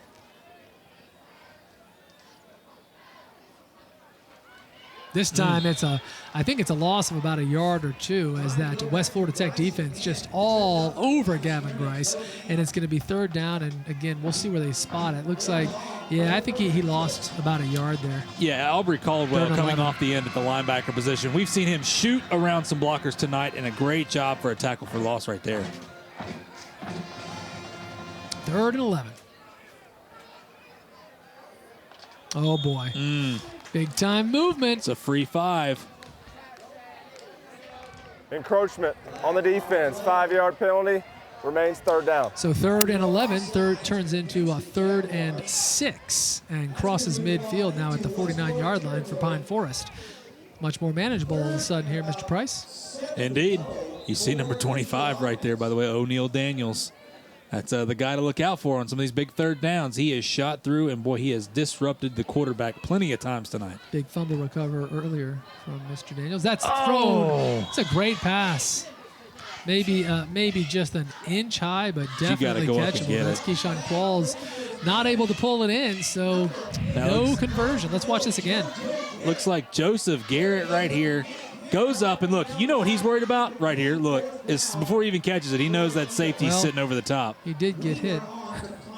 But you know what? Thank if you're you, going to yeah. get hit, you better make sure you secure it anyway. And thank you for the call on Garrett. I had that as Qualls, so good call there. That's Joseph Garrett not able to pull it in, and just like that, it's 4th and 7, and Pine Forest going to punt it away here as the clock just keeps on moving, and we still don't have. We're going to go into quadruple overtime at 0-0. Don't you put that on me. Beautiful Ooh, punt. Yeah, Goodness that's a great gracious. looking punt. One of the best of the year. How about him returning it? If there's one man that's going to return it, even though there's a guy in his face, it's him right there, Mr. Simeon Price. Mr. takes the whole entire team to take me down. Yeah, he's been showing off those moves all night long, but no points to show for it. Neither team does, so West Florida Tech now gets a turn. They're going to take over. Looks like, let's see where they place this thing. About the 18-yard line. Boy, it's been tough sledding for both offenses tonight. And you know what? Once again, I will admit when I'm wrong, and I have been wrong about this boy, this West Florida offense so far. All the weapons. And look, what looks like we're getting a little bit of a Wildcat situation with Jaheim Simmons and Simeon Price in the backfield. And maybe Coach trying to mix things up just a little bit. Well, it's working. How about it worked. that? Oh. A huge play there. And that's Simeon Price who takes the direct snap. It's a big gain on a long 1st and 10. Good call, Jeff. That's a beautiful play. And look, whenever you come in and you know what, you're struggling on offense, what do? Well, you get the ball in the hands of your playmakers, and sometimes you don't even worry about the quarterback. Get him out of the way, and let's just get it in the hands and go. We've seen that a couple times this year with some of these superstar athletes. It's like, let's stop messing around. Let's just get the ball in their hands, and that's what we saw right there. So great spark. Markel Redding is back at the quarterback position now, though. And that's going to be Jaheim Simmons, who able to get out wide there and a big gain of about 7 or 8 here. Looks like they've got him at the 39-yard line, so that's a pickup of 8, and it's going to be 2nd and 2. So in this half, Jeff, West Florida has moved the ball nicely, but not able to score. Nope, great breaking the tackle right there, a little stiff arm, and smart move to try not to cut up. Look, limit your beats and bruises here. Go ahead and run out of bounds, but no, a little off tackle. This is interesting. I mean, look, we've seen West Florida be able to move the football, but guess what? When it gets to crunch time, that defense for Pine Forest has stood tall. So in a 0-0 ball game, guess what? Every play becomes the biggest play. 2nd and 2 here. Ooh, might have had some movement. Yep. I think that's going to be a false start. We'll see. Prior to the snap, false start on the offense, 5-yard penalty, 2nd down. So 2nd and 2 turns into 2nd and 7. The first down comes at the 41-yard line. You know, I've been really impressed. Not a whole lot of penalties tonight. It's true. Yep. I mean, really, we haven't had too many of them. No, you're right. And the last couple of weeks, we haven't seen a whole lot of the 2nd and 36. We've seen that a lot. Yeah, early on in the year, we had a ton of those. Yeah, but, makes sense. Teams play more. They tighten things up just a little bit. 2nd down now and 7. Beautiful. Yep, great pass right over the middle there. That's Isaac Walton on the reception. Oh, is that a fumble? Yep. No, they said he was down. Yeah, going to call him down. So looks like West Florida Tech catches a break there. It's a long first down on a great pass and a big play. Yeah, they've ran this play a few times. It's just a simple, quick slant. I mean, look, you're going to flake the play action. Boom, right there. Nice, easy, high percentage throw. Might have been a fumble, too. He got hit right before he hits the ground. And doesn't matter. Obviously, we know there's no replay in high school football. The call is the call, and it's going to be first down now at the 46-yard line. Nice gain there as it crosses midfield. That's a pickup of about 5. Yep, Mr. Keon Johnson. We've seen him play a little running back tonight. Yeah, he's done well. Coach Summerford sticking to his guns here. Look, we talked about it. We asked him how he was going to approach the second half. He wasn't worried about 7 players in. He was worried about going out and winning the football game. Here comes Simmons trying to get out wide and just breaks tackle after tackle. But a big hit there at about the 45-yard line. Look, I love the hit by Sean Bates coming in. But look, this is the problem that I have. Wrap up. I mean, how many times do we see? Bo Jackson made a comment not too long ago that if he played football in the NFL now, he'd rush for 350, 400 yards. Although, look, all he had to do, Mr. Jackson, is hit you in the hip. I would never say that to his face. But honestly, I wish you would have said it here. I don't want to be associated with that comment. But, guys, he's right. His point was guys don't tackle like they used to. They don't wrap up. They come up with a big hit. You see him put the shoulder into him. But, boy, how many times have we seen a guy with a big hit like that and against a really talented back or receiver? The guy ends up making a big play. So 3rd and 2, and it looks like West Florida wants to talk about it. They call a timeout, which means we, too, will head to break. With 2.5 minutes to go in the 3rd quarter, there is no score yet, but West Florida Tech is on the move. You're watching Hill Kelly Dodge Chrysler Jeep Ram Friday Night Rivals, presented by Morgan & Morgan, for the people. Back. We're live. It's Friday Night Rivals, and it's 3rd and about 2. And, Jeff, I think you said it a couple minutes ago, when there's no score getting later and later into the game, every 3rd down becomes very big because every opportunity to move the ball is a big deal. Any point will do at this point. Direct snap there. And Simeon Price, I don't think he got it. Looks like it's going to be 4th down and about a yard. It's a big play by the Pine Forest defense, but I have no doubt West Florida Tech's going to go for it here. And that's the area sack leader right there in Rasheed Lovelace. This young man, he's about 6'2", 6'3", 300-plus pounds. Yeah, when he gets his big mitts on you, you're not going anywhere. Get out of here with that. Great play by that big defensive lineman. So now we thought that play was big. Here we go. Now 4th down. So this is huge for both sides. Under 2 minutes to go in the third quarter. 4th and about a yard and a half, I'd say. Jaheim Simmons looks like he has got it. He sure It's does. close, but he it got is it. close, but I think that forward progress is going to get it. He ends up getting tackled back at the 46, but he made it to about the 44, and that's where he had to get. It's going to depend on the spot, but I think he's got it. And I tell you what, on a 4th and almost 2 right there, it's a lot of confidence in Coach Summerford and his squad to be able to run the football. Typically, teams are scared to run because, look, when you had a big play on that defensive line like you just did, sometimes you'll go to the air, you'll get a little gun shy. But, boy, they went right back to the ground. But we got a measurement. Jeff, I was going to say, I'm about to tell you, this is really close. Honestly, I think it's a bad spot. You know, I do too. I think he got about another yard, but it doesn't matter. That's where they've got it, right at the 44, and that's just about where he had to get. If he converts here, it's going to be very close. If I'm a bet man looking at it from where it was placed, Say it quick. I'm going to say he got it. All right. You can't stretch It's it out close. until you see it, Jeff. Here we go. I think you're right. Oh, look at the referees Get out right of the there. way, What a ref. bummer. It What is are a you conversion. doing? It is a long first down. Trust us, that would have been dramatic if you could have seen the actual chain. But he got it by about a half a football, and so the We'll drive take continues. his word for it. Oh, nonetheless, West Florida continues to march down the field. I can't say march. Creek down the field ever so slightly. So at the 44-yard line, it's 1st and 10. That's from long and long, as you well know by now. Our first down sponsor in the third quarter. Reddy wants all of it right now, and he's got his man wide open. This could be the first score of the night. Touchdown, West Florida Tech. One play after the conversion, J.T. Winton catches it and rolls in. Huge play, Jeff. I mean, wow, we finally got a Ascend Performance Materials touchdown, and is that going to be enough? But we talked about J.T. Winton to start off the night as one of our keys to the game, as one of the weapons here.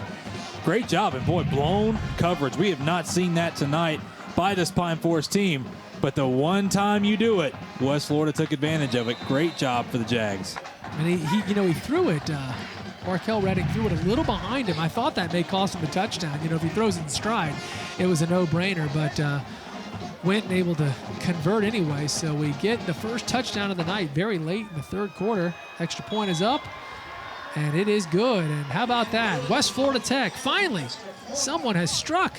It's West Florida Tech. It is now 7-0 as Cole Willis able to clean things up there and convert on that extra point. So now some pressure on Pine Forest, who had things moving in the first half. The offense hasn't done much here.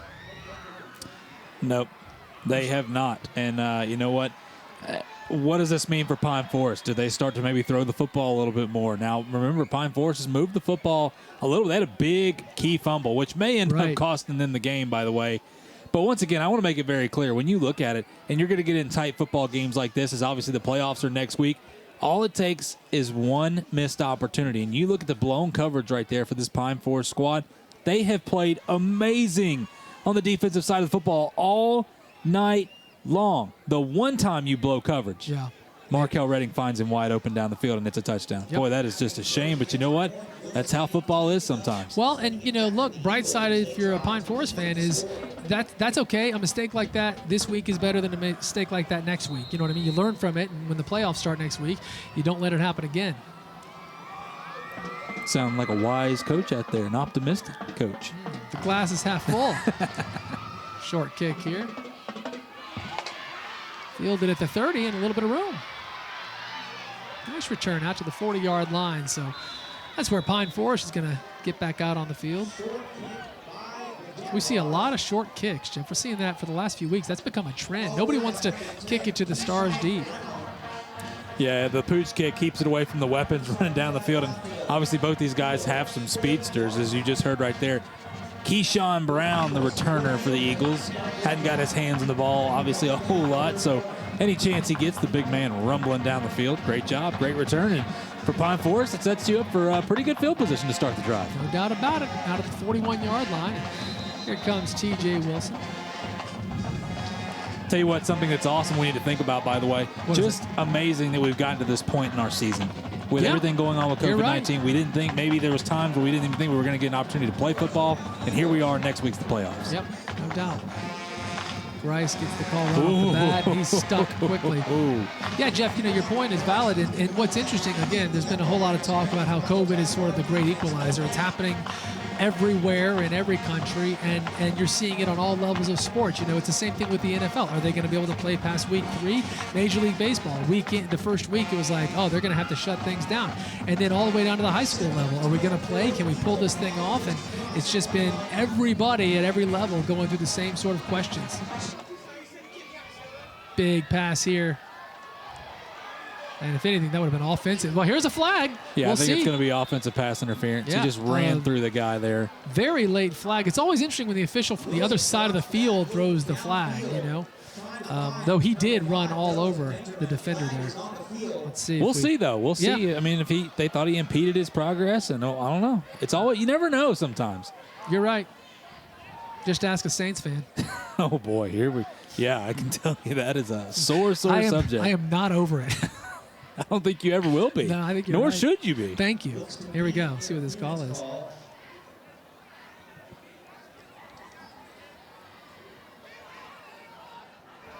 Pass interference on the offense.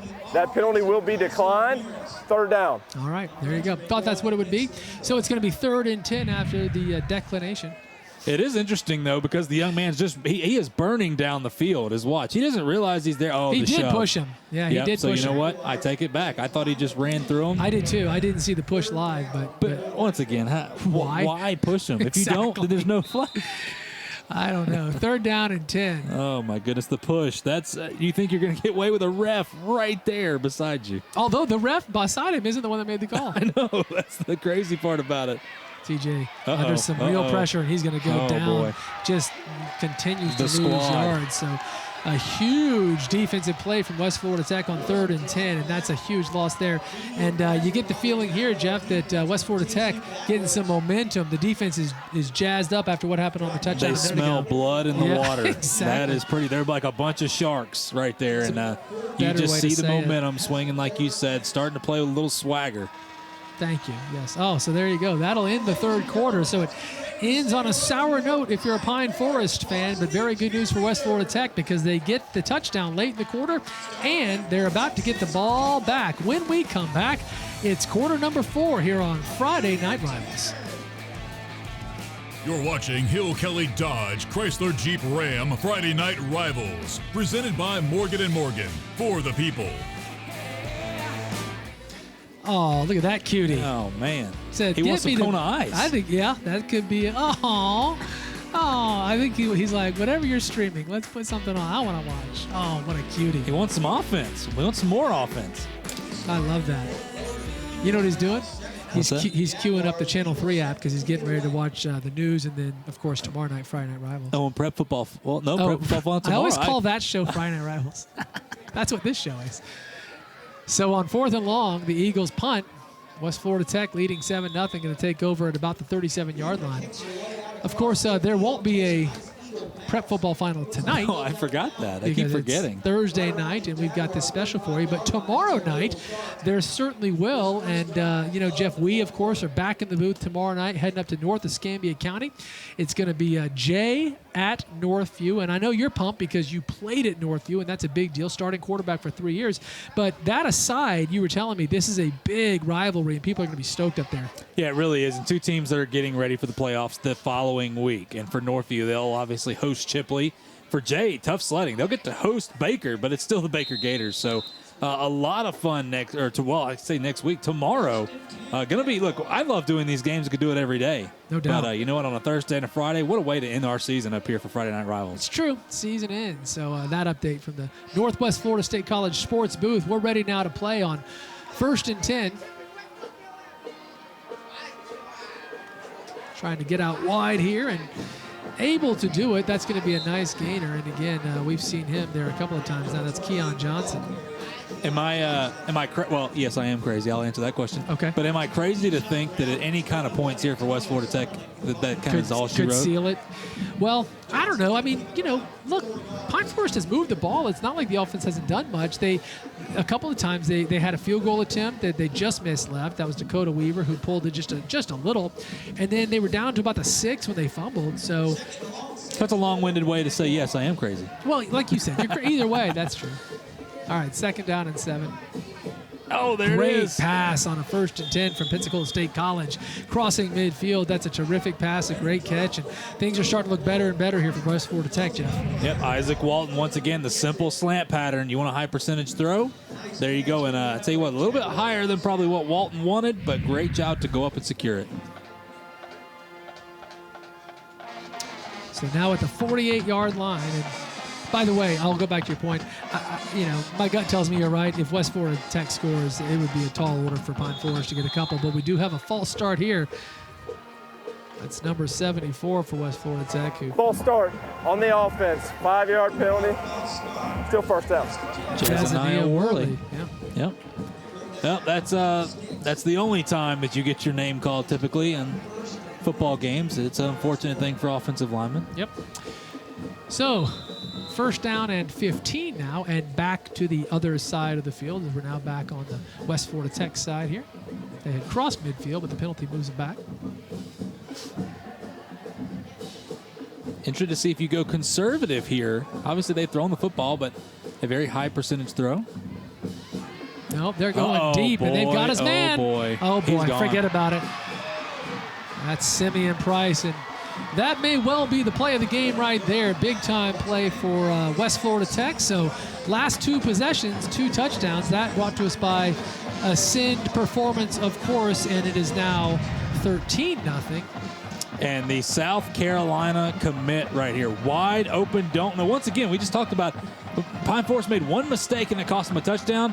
Well, there's your 2nd mistake, and guess what? Another touchdown. Sind Performance Materials touchdown. So West Florida Tech, if nothing else we've learned tonight, they will make you pay. Yes. Boy, you hate that for that defense of Pine Forest. They've played so hard all night long. Here's Cole Willis on for the extra point, though we have a whistle.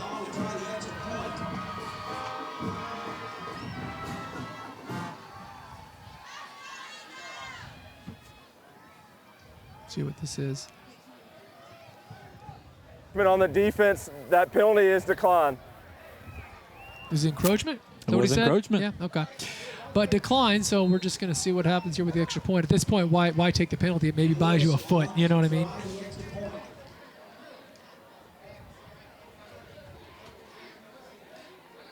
High snap, well handled, and blocked. And this is going to end right there. You knew it. I knew it because he did it last time. He came through last time and missed it, and I did not know how in the world he missed it. But, man, oh, man, I tell you what, when you look at Keyshawn Brown, oh, man, tight end, defensive end, whatever you want to call him, he's an athlete, and he busted right through. Look at this. What? He's going to hop on through. Watch him. Yep. There he is. And then he just keeps, oh, my gosh, knocks Willis down and just keeps going. Boy, at the next level, that's going to be 2 points. But not to be here. So they're not able to convert on the extra point, but still a big touchdown for West Florida Tech and Simeon Price. And we're going to go to break now. 13-0 West Florida Tech. You're watching Hill Kelly Dodge Chrysler Jeep Ram Friday Night Rivals. Presented by Morgan & Morgan. For the people. We're back, and we're glad you're with us here as West Florida Tech has opened things up a little bit, 13-0 now the score. And I guess, Jeff, normally you might not say 13-0 is opening things up, but we went nearly three quarters without a point on the board. It was with under 2 minutes to go in the third quarter when West Florida Tech got their first touchdown, and then just a couple of minutes later they get another. So 13-0, as you pointed out, maybe insurmountable on a night like this for Pine Forest. The offensive explosion in the past few minutes here for West Florida Tech. It's not often you say that with just 13 points on the board, but 2 mistakes for Pine Forest on defense. That's about the only 2 mistakes they've made tonight on defense, and it's been touchdowns. Pine Forest would love to have a bit of an offensive explosion on their own, and it's going to be caught back at about the 26-yard line, and that is where the drive will start. That was number 15, DeAndres McLamb. Yeah, cool. DeAndres makes the catch.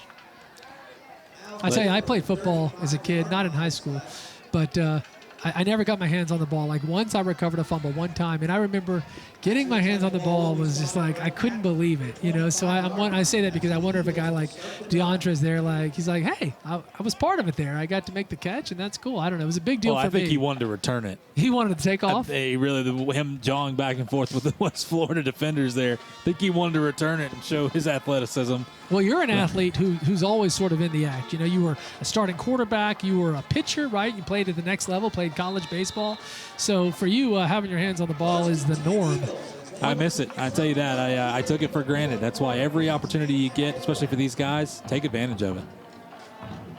Nice pass over the middle, and we've got a quarterback change here for Pine Forest. Yep, Dalton Biggs in the game right here. This is more of a thrower, obviously, for Pine Forest. Big-time arm, and when you're down by 13, you see it right here. By the way, look, he drops this in between the linebacker and the corner covering. Boy, that is a great touch pass. It's tough to do that, folks. So it's a 1st and 10 from Pensacola State College. See, I think you're right. I think we're going to see the ball in the air a good bit more here. Uh-oh. Not this time. Yes, sir. Not going to happen. Defensive play once again, and West Florida Tech is getting pumped. That's number 40 for them. And Darian Odie. Yeah, thank you, Darian. I was just about to get it. Just give me one more second. I'd have had it. Well, I tell you what, this West Florida defensive line, you talk about O'Neal Daniels up there, Darian Odie. Those are 2 sophomores. They're a fairly young group, especially on the defensive side of the ball. That is, Coach Summerford's got to like that, especially with the way they played this year. So 2nd down now and 18, I would submit. 2nd and long, I can guarantee you that here.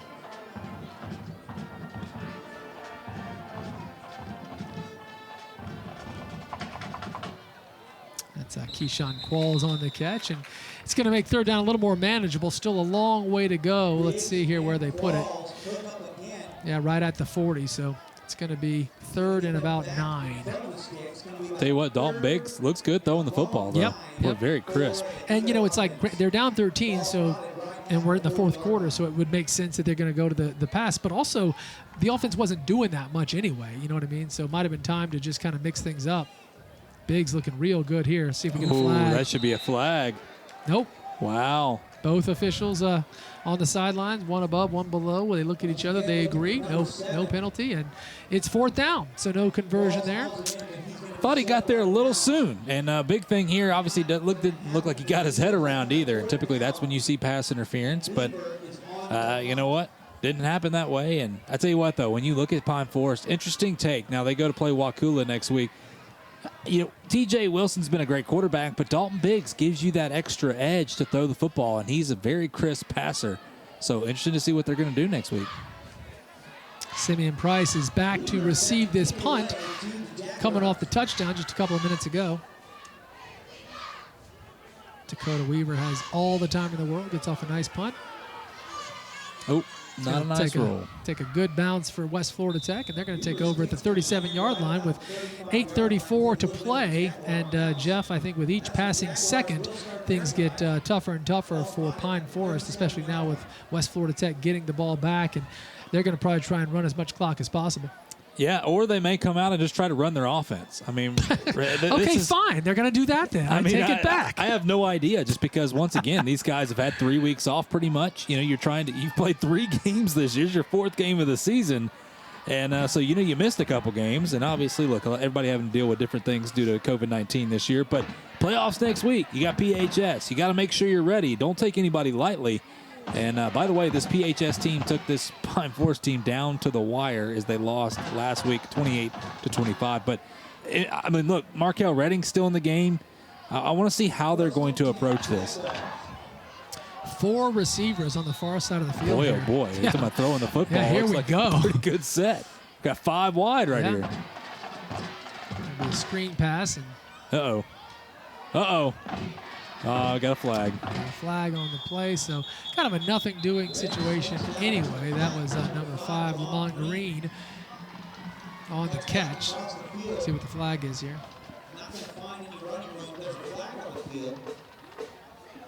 It's a hold against West Florida Tech, so didn't matter anyway. Yeah, you had the entire squad, receiving core out there. Somebody got caught. Blocking the back on the offense. That penalty is declined. Second play. So sorry about that. I thought I saw the hold. So blocking the back, but because it was a loss anyway, they. So Jeff, it would have been if they accept the penalty, it's still first down. But I guess because they lost yardage anyway and it becomes second down, that's why it's worth declining that. Yeah, because you're worried about downs right now. Yeah. Not as much the yards because you need to get this ball back right. and you got to score twice. Yeah. So much different opportunity here. But we got a different quarterback. Nope, it's still Markel Redding. I thought they were running a Wildcat. About 13. Going to come right at you here with Jaheim Simmons, who loves to go out wide and find the edge. He does it again there and able to pick up about 5, it looks like. We'll see what happens here on third down. And, of course, it was second and about 13, so now it's going to be 3rd and 8. He's terrific, isn't he? Jaheim Simmons, and you're right. He's got that extra gear to get outside. So, you know what? Get some big yardage back. That's what he did lately, it's been a manageable 3rd and 8 for this West Florida offense. Not your prototypical 3rd and 8, but we'll see what happens. Big thing, in my opinion, is he ran out of bounds. Just stops that clock there. Right.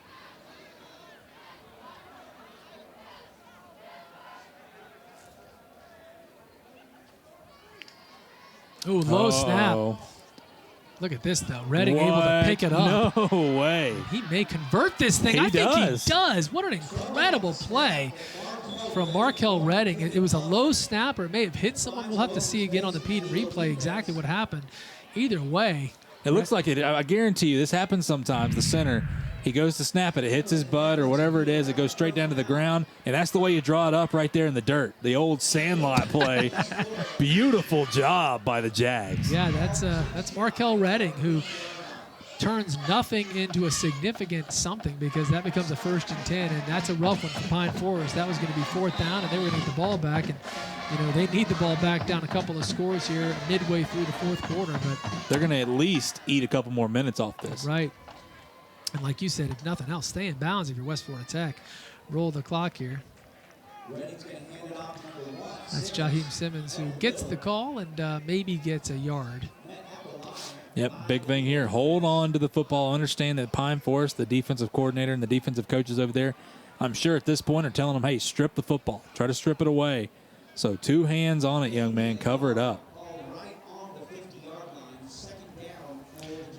So, like I said, got maybe a yard. 2nd and 9 here. And Pine Forest has to do something. Has to do something quick, too. Yeah, play clock going to about 10. So West Florida's got to pick it up. Get this play going. They may call a timeout here. Yeah, they don't want to. That's the last thing they want to do is call a timeout. Play clock down to 2. They get it off. Simmons gets it. Makes a great cut, too. Picks up a good 6, I'd say. It's going to be 3rd and about 3. That's well done. They keep the clock rolling. They used as much time as possible. Literally snapped that with about a half a second left and get a nice gain, too. And a great job, by the way, because when you look at the young man and Jaheim Simmons running the football, he's been busting it outside lately. And you watch the linebacker was trying to read where's he going to go to make his move. He decided, you know what? And he's been running outside, so he took that extra step outside that allows Simmons to be able to cut back up the middle, and a great gain.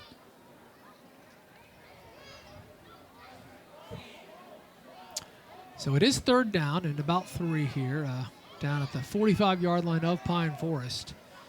And the clock just continues to roll. Simmons is able to fight for, gosh, it's close. That last lean gets him almost to the 41, which is where he had to get to convert. This may be another that measurement. is not a good spot. Oh, really? Did they move it back some? Yeah, I see. He's going to be short, but about a foot, maybe a yard.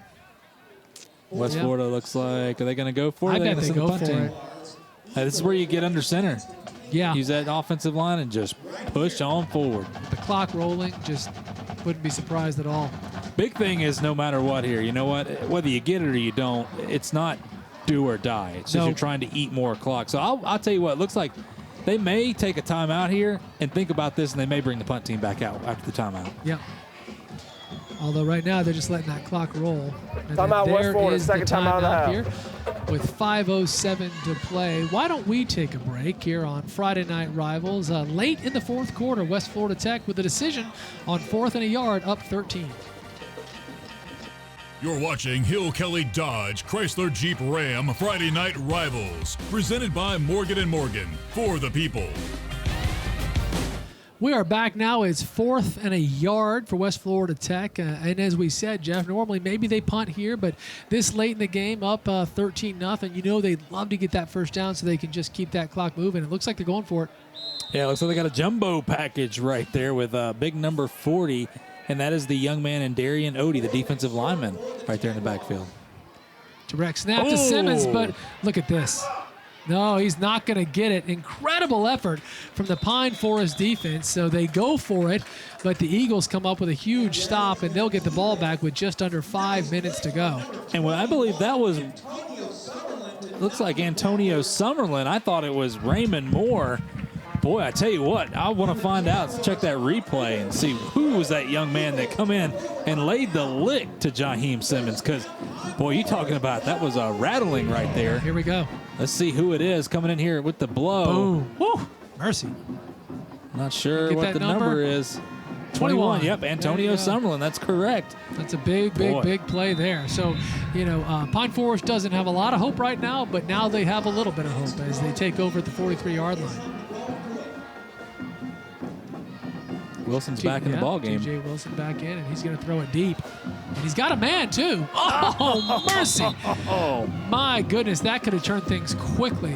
Just threw him, maybe Jeff, what, a foot, 2 feet out in front of him? I would have loved, and look, I'd have to see the replay right here. I would have loved to seen maybe a dive at this. I mean, it just means so much. Yeah. Let's see how close it is, though, before I make that statement. Oh, my goodness. I don't know. Whew, that could have been 6. And in one strike, they would have been within one score. But, you know, woulda, couldas, and shouldas, right? 2nd down and 10 is the real deal with 4:51 to go here. TJ Wilson still in at quarterback. Soft coverage for the Jags. Wilson's still get pressure run up front, though. And he picks up about 5. It'll be 3rd and 5 now. And you'll take that right there. Look, if you're the Jags, everything in front, no big plays. I tell you what, that was a breath of fresh air, that incomplete pass earlier. But the defensive line still getting pressure. Hey, look, TJ Wilson wants to run the football. You'll let him run it at this point. All right, 3rd and 5. Well, if you're on the defensive line, pin your ears back. You're not worried about the run right now. Come get that quarterback. Threw it well behind his receiver there. So not to be, but Jeff, I don't know, maybe they have to go for it. Oh, yeah, definitely got to go for it here. Even though you got all 3 of your timeouts, still, you've got to get something. And look, it's 4th, and it's not forever. Yeah. It's 4th and about 5 here, but TJ Wilson's got to settle down. That was a high percentage throw that, boy, could have changed the whole outlook here. Could have been a 1st down, but all for 9. We got a 4th down. Dagan Guy was the intended receiver there, but again, did not work out at all. So big 4th down play here. See if the Jags bring some pressure. Looks like they're going to call a timeout. Yeah, West Florida Tech wants to talk about this. They know that this is a big moment. So, Jeff, let's talk about tomorrow. As we've said, we're going up to Northview, Jay and Northview, for tomorrow night's final Friday Night Rivals of the season. But there are other games. It's there. You can see it's a 7 o'clock game tomorrow night. We started at 6 tonight. But a week before the playoffs, and this is sort of your last chance to make your case, to get your confidence, to feel good going into the playoffs. And I know it's a big night for a lot of teams tomorrow. Yeah, it really is. And when you go and you look at both these teams, Northview, a couple of names to know for this Northview Chiefs squad. Jaden Jackson, and look, give the man credit. He is a phenomenal running back. He is a he is a Power 5 prospect. The young man broke the school's rushing record for over 4,000 yards. This is the same young man that rushed for 8 touchdowns in a game this year. He has 22 touchdowns on the season. That running game, he's not, the thing is, you'd think it would revolve around him. It doesn't. They have weapons all over the field. For Jay, this is a scrappy Iron Man type team. A lot of guys playing both ways. They can run the football as well. Should be a fun one. Here we go, 4th and 5. T.J. Wilson has a man wide open, throws it high, and doesn't matter. Even if he caught it, he wasn't going anywhere. So that's going to be West Florida Tech's ball as they'll take over. So something else here, Jeff, we might as well mention, kind of fun tonight, of course. Looks like the winning coach is going to be, as we watch again the play here on the Peden replay, again, just threw it well short of the first down. So even if he... Not a smart play. Yeah, no, not able to do anything with it. So tonight it's Rhett Summerford, head coach of West Florida Tech. And again, looks like they're going to get out of here with a win. And then tomorrow night, we're going to see his brother. Yeah, his brother Wes Summerford up there, the new head coach of the Northview Chiefs. So, hey, little brotherly love here. You know what? Wes probably wants to get a win, too, after watching his brother. I'm sure he's watching tonight. But I tell you what, once again, it's West Florida's done a great job tonight. And the Summerford, look, when you look at Red Summerford, what he's done for this West Florida Tech program, it's been fantastic. And for Wes, he's made a direct impact as the Chiefs obviously only have one loss this year, and they're looking for a big win tomorrow night. All right, here we go. Markel Redding still in and still throwing, and he's going to throw an interception here. Uh-oh.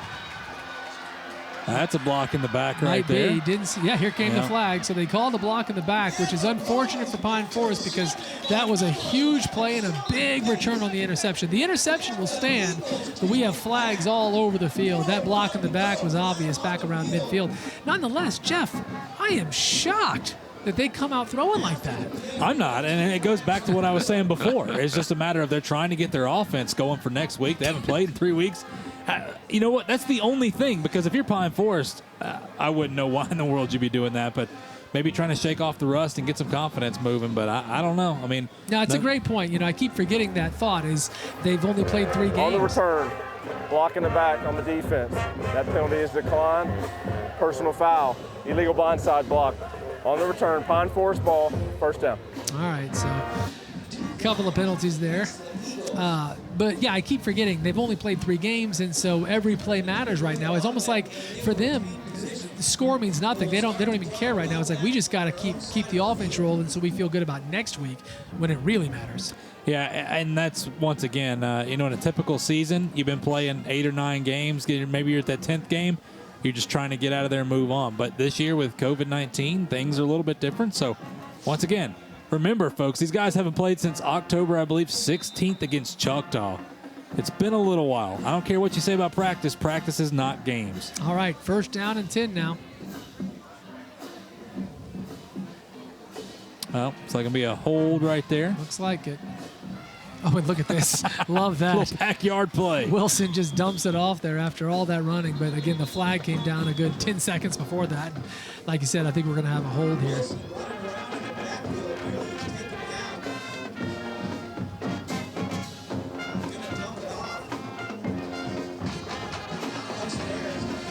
see what this call is here.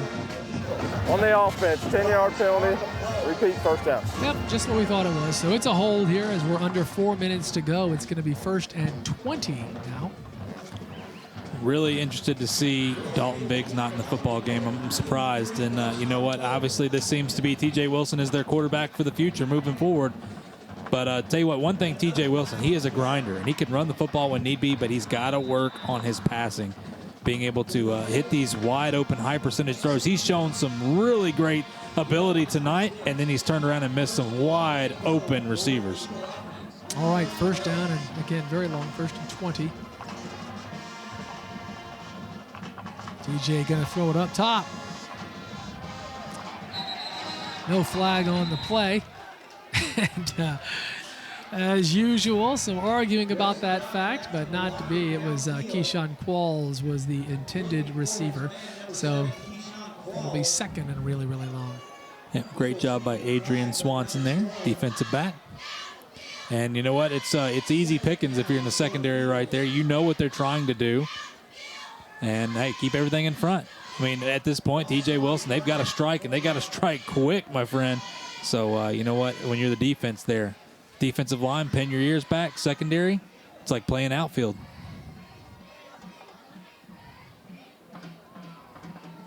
And it's actually, yes. Here we go. He just wants to unload it again. Got to get rid of that ball. Yep. Another huge loss.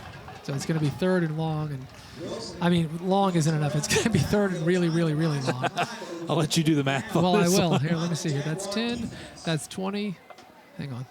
That's you see Aubrey Caldwell. Carry the two. While Christian does his math, Aubrey Caldwell right there, the linebacker. Very athletic linebacker, a do-it-all guy, much like a Mr. Moultrie that was here past few years. Obviously, now the Moultrie family still has more players on this team. It's going to be third and 32. I finished the math, but we also have a flag on the play, so oh, goody. Let's hold off and see what that's about. It's on the far side.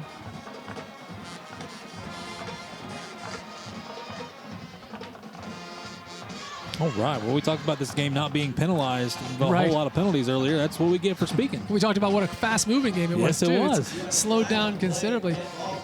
Unsportsmanlike conduct on the defense, 15-yard penalty, third down. All right, so it was third and 32, now third and 17. And I guess if you're Pine Forest, you'll take it. Hey, you'll take anything at this point. But, hey, nonetheless, it's still third and long here. So, Yep. And obviously this is two-down territory. Let's just call it what it was. So if you're TJ Wilson, you don't have to get it all back right here, but a good chunk would definitely help you. Low snap, handled well by Wilson. I'm sorry, I wasn't able to see where it went other than across the middle. It's an incomplete pass, we know that. Now it's 4th and 17, and with 2:45 to go and down 13-0, not a good place to be for Pine Forest here. But like you said, I don't think they have a choice but to go. And it was obviously West Florida is bringing some good pressure off the edge. The defensive line, once again, is doing a good job. But I think one thing for TJ Wilson to work on as he grows as a quarterback, because he definitely has the intangibles to be a good quarterback, is the ability to feel pressure in the pocket and maneuver. Right there, he kind of threw off of 1 foot because he was trying to roll away from the pressure instead of stepping into that pocket that was built there. So, you know what? We'll see. I mean, he has improved since the last time we saw him, though. I will say that. 4th and 17. Gonna throw over the top and picked off. Right at the 45-yard line on the other side of the field. So, what's his number there? Number 12. Let's give that man some props. That's Devon Knight, I should say. And so that is where West Florida Tech will take over. You know, Jeff, that's one of those may as well be a punt situations. Well, and you know what? You look at the receivers that were looking back at TJ Wilson, and that's tough. He was getting hit as he was thrown, which he's done a lot tonight. But I saw no fight out of the Pine Forest receivers going up for the football. I mean, I believe that may have been Cornell Bimbo and Joseph Garrett, and both of them just kind of watched it happen. You know, I get it. It's tough. It's been a long night for you guys. You're getting shut out, and it looks like you may get shut out in this game. Still go fight for the football. And for TJ Wilson, hey, you know what? Keep your head up, young man. Battle. Guess what? This is not the end of the season. You've got new life next week, and that starts your new season against Wakulla. Markel Redding and the offense still in there, like you said, just trying to get the reps here. And nothing doing that time around. Might have lost. In fact, probably did lose a couple of yards. That, once again, was number 28, Keon Johnson for West Florida Tech. He's gotten the ball a few times this half. Yep. Interesting for West Florida, obviously, getting ready for next week as Pine Forest takes a timeout here. All right, so we've got a timeout here on the field. It's 2nd down and about 11, it looks like. So West Florida Tech here, you got to be thinking, is wanting to just do their best to run this clock out, maybe get 1 first down and have this thing end. Yeah, I mean, I have no idea how they're going to approach it. They came out on the last drive and threw the football early. Right. And a big interception. And for Markel Redding, that was not a good throw. I mean, he threw it into double coverage. Wasn't accurate. You know, no man around the football. So, you know what? If it's me right now, I just go back and let's run the football. Yeah. Let's get out of this. Let's go look at the film. Let's see the things we got to work on. Let's go back to practice, and let's get ready for PHS in the first round of the playoffs. Not a lot of drama in the fourth quarter, but remember, up until very late in the third quarter, this game was 0-0. Jaheim Simmons in the I'm sorry, that was Simeon Price in the Wildcat. And you know it's Simeon Price because he's impossible to take down. Yeah. Although Jaheim Simmons is also extremely difficult to tackle. So. Well, and Rasheed Lovelace right there, number 55. But mad respect to Rasheed Lovelace. 6'2", 310 pounds is what he's listed at. He is a monster of a man. And once again, a very, very sure tackler in case you haven't noticed tonight. And Pine Forest calls the timeout there. That surprises me a little bit, but I guess they'd like to get back on the field with the offense and just There's still hope. Yeah. I mean, you're a scoop and score or a pick six away from and now you get an onside kick. I mean, crazier things have happened. It's 2020. Hey, you convinced me. There you go. But, again, even the crazy comeback aside, again, knowing that the playoffs are next week, you almost want any chance you can get to get another offensive play against a real defense, meaning not against, your practice team. And so that may be part of the thinking, too, here from Coach Douglas is like, I just want my guys out there on offense again with another shot. You can see some of the West Florida faithful. They got a good crowd out tonight. Used to be not much of a travel, Jeff. Used to be 9 feet away was the other high school. It was interesting to have two high schools next door to each other, but West Florida Tech has moved in the location of the old Woodham Middle School. Or no, it was Woodham High School. It was Woodham High. Right. Used to be, I guess it was at a middle school last year? Yeah, that's right. 2 years ago, Just a couple whatever years it was. ago, then West Florida Tech took over. Here we go. Keon Sanders around the end. I was about to say, don't go out of bounds, dude. Do not do And that. it was third down. Oh, it would have been, oh my goodness, fourth, and at least you would have kept the clock moving. But good news, though, for Pine Forest, as they are going to get the ball back, it looks like. West Florida Tech will be forced to punt now on 4th and 5. And, I mean, whether he went out of bounds or not, they were going to punt. But it does cost him another minute or so. Well, Pine see. Forest saves a timeout. That, what? I mean, once again, crazier things have happened. Oh, I yeah. I understand. mean, heck, a run back here from Douglas Benjamin. There is Mr. Benjamin. And just like that, you kick you're very right. We've seen this sort of thing happen many times. Ooh, that means I'm probably going to be very wrong about something. Well, when you're very wrong, I don't mention it. That would be redundant because you spoke. That's very true. There you go. A lot of There's berries. Benjamin. Ooh, little move. Nope. Hanging on to the laundry. Oh, man. Good coverage there from West Florida Tech, and Mr. Benjamin just not able to turn anything into it. So looks like Pine Forest will have their work cut out for them here with exactly 2 minutes to go and down 13-0. Yep. Let's see who's coming out at quarterback for Pine Forest. And looks like Dalton Biggs going to come back out. The young man with the high-powered arm. Yeah, big arm. And they're going to need a big play. Going to need a few big plays. Yeah, right. Remember, though, last position, they almost had one. Yes, they did. Missed them. That was Wilson who was quarterbacking at that time. So, not impossible. So you're saying there's a chance. So you got it. There we go. Great Nice little call. Dump off there. Going to be a big gainer. And from Pensacola State College, we bring you that 1st and 10 out to the 40-yard line. That's a good way to get things rolling. Oh, check that. Not the 40, the 38-yard line. Either way, it is a first down. Simple screen pass right over the middle. Big gain. But you know what? If you're West Florida, you'll take that as well. Keeps the clock rolling. I tell you what, Pine Forest, they got to move quick. Yeah. Come on, guys. Let's roll. You're down by 2 scores. And there's a minute 40 to go. Going to throw it deep. Ooh, look at that arm. Wow, what an arm. Oh. Boy, you weren't kidding about his arm, though. That was a next-level pass right there. That was It was awesome. a beautiful spiral and great coverage, by the way, on Adrian Swanson. Looks like he was beat by a step, but he caught back up to the young man and made a great play. Otherwise, boy, that could have been 6 points. Yeah. And that's just the sort of thing they need, too.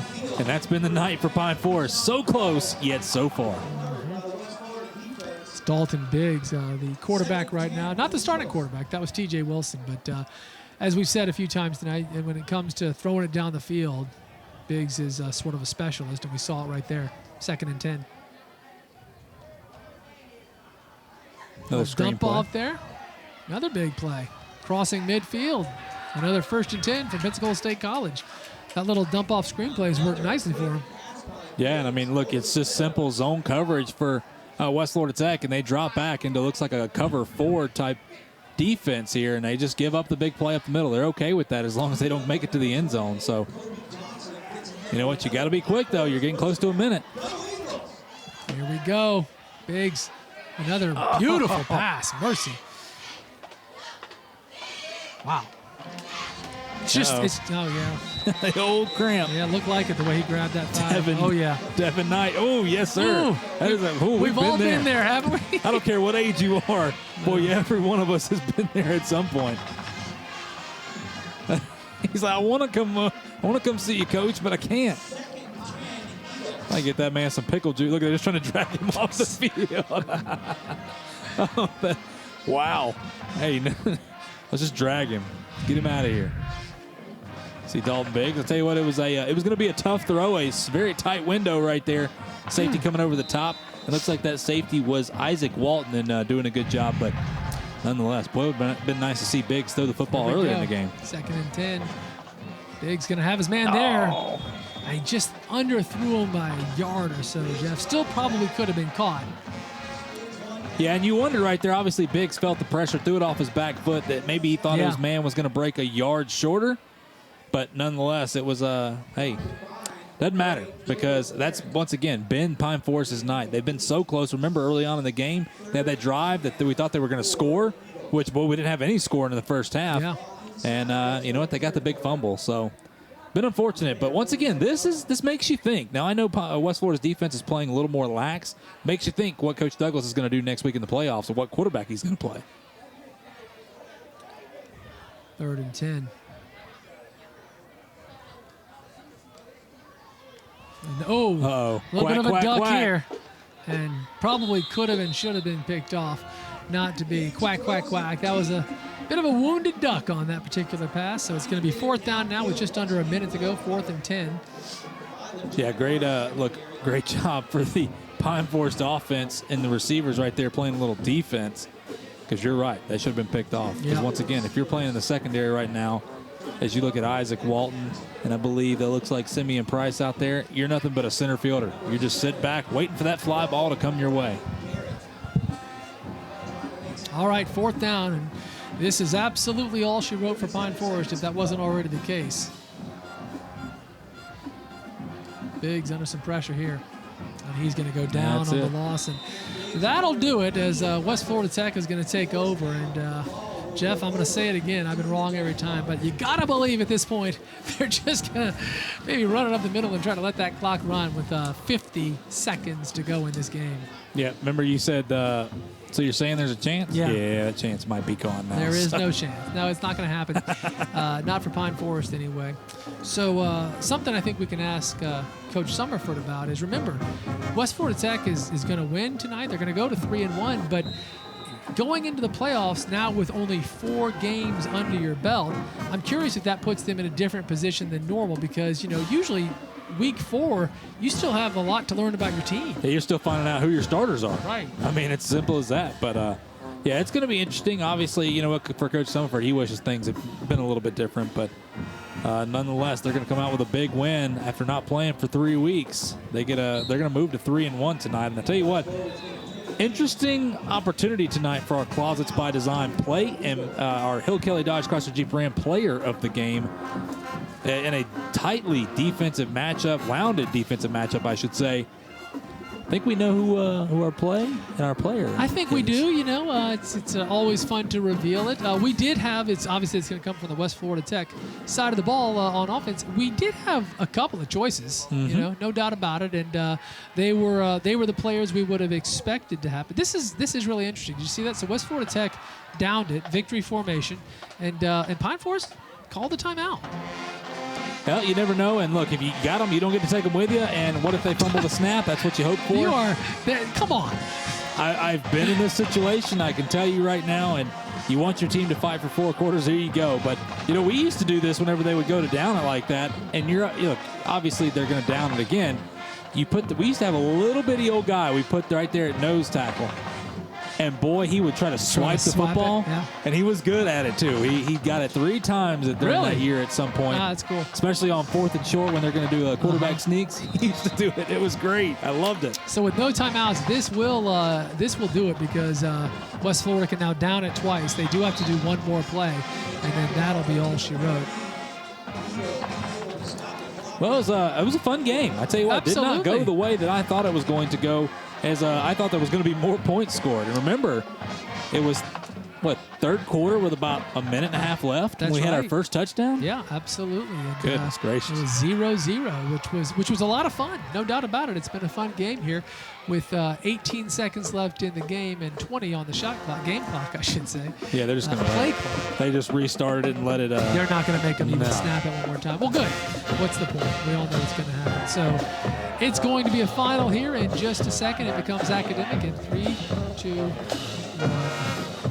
Ball game. And congrats to Coach Rhett Summerford and West Florida Tech as they will move to 3-1. Pine Forest moves to 2-4. Jeff, Pine Forest is not a bad 2-4 team. No, they're really not. Defensively, they're pretty darn good. They're one of the best in the area. And I tell you what, for offense, they got to figure out something next week. A very good Wakula team. So we'll see what happens. But defense, hang your hat on that defense and hope you can find some offense for next week. All right, well, we're going to take a break. When we come back, we'll do the official ceremony, of course, with a trophy ceremony and a player and play the game. You're watching Hill Kelly Dodge Chrysler Jeep Ram Friday Night Rivals, presented by Morgan & Morgan, for the people. There you have it. You can see the West Florida Tech Jaguars pitch the shutout, get the final 13-0 over Pine Forest, and move to 3-1 on the season. And with that, we are pleased to have the winning coach, Rhett Summerford, here. Coach Summerford, congrats on a win tonight. This was a great game, 0-0 until late in the third. Yeah. No, it was, and like I said at halftime, we had to get the cobwebs out. I think y'all said that too, and I thought we played a lot better second half. Coach, I wanted to talk a little bit about that. Not just tonight, but the fact that we're a week from the playoffs, and tonight's your 4th game. Yeah. Obviously, that is not the norm. Usually, you may be just kind of figuring out who your team is after 4 weeks. Did you kind of look at tonight, not only obviously the game you wanted to win, but as one last chance to find out what you need to know as we head into the playoffs? Well, I know what kind of team this is. I just wanted them to play so that they got used to this atmosphere. I knew it might come off, a little slow to start, and we did that. But like I said, they found themselves the second half, and I'm real proud of them. You've got a high-powered offense with lots of stars. Yeah. Jaheim Simmons tonight was terrific. Simeon Price was as well. I know that doesn't surprise you, but I know it makes you feel real good heading into the playoffs next week with so many people who can strike. Yeah, we have a lot of firepower.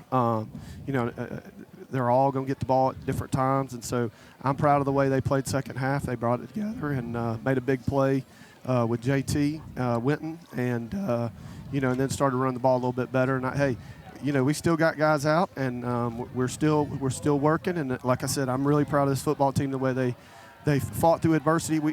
On Monday we had 7-on-7 practice. That's all we did Monday. So. For the adversity that this team has faced, they did a heck of a job tonight. Coach, last thing I'll say, tomorrow night, as you know, we're going up to north of Escambia County. Yeah. We've got Jay at Northview. Your brother, the head coach, of course, at Northview. Yeah. You're going to have bragging rights going into tomorrow night, so I know he wants to win especially bad now. Shoot, he's got a great football team, and I'm proud of him. And there's no bragging rights here. He's got all the bragging rights. He's done a great job up there. Well, Coach, let's go ahead and hand over that trophy as you guys are victorious. Congratulations to West Florida Tech. Thanks, Christian. Yes, sir. They come out on top tonight, and there you can see a proud moment for the team. It took them a minute, but they're pumped now. He got out of there. He's smart, too. Typically, you get mobbed. Yeah, no doubt. So West Florida Tech moves to 3-1. They get the big win tonight. And, Jeff, we've still got the formalities here to get to our player of the game, our play of the game. So tell me what we got. Well, for our player of the game, surprise, surprise, it's a young man that we talked, quite a bit about. And it's our Hill Kelly Dodge Chrysler Jeep Ram player of the game. Boy, when you look at it, do you go to Simeon Price? Well, I do, because this young man was all over the field. The South Carolina commit, making big plays all night long. Had him obviously a big touchdown play. Look at him running the football. He can do everything. They couldn't bring him down. When the thing is, when they needed a play, they went to their playmakers, and he was one of their big playmakers tonight. Boy, what a great job he did. And, hey, how about this? We talk about Simeon Price as the player of the game. How about the Closets by Design play of the game was none other than Mr. Markel Redding to Simeon Price down the sideline, wide open. Look at that move right there. Boy, that's going to be fun to watch in the SEC on Saturdays next year. No doubt about it. Congratulations to Simeon Price, not only the player of the game, but the receptor of a big touchdown on the play of the game. So that'll do it here from Pine Forest tonight. The final score, West Florida Tech 13, Pine Forest 0. Remember, we're back at it tomorrow night for the more traditional version of Friday Night Rivals. It's Jay at Northview. It should be a lot of fun. It's our last game of the season. Kickoff is at 7 o'clock. For Jeff Price and the entire crew here at Friday Night Rivals, I'm Christian Garman. Thank you for watching. Have a fine evening.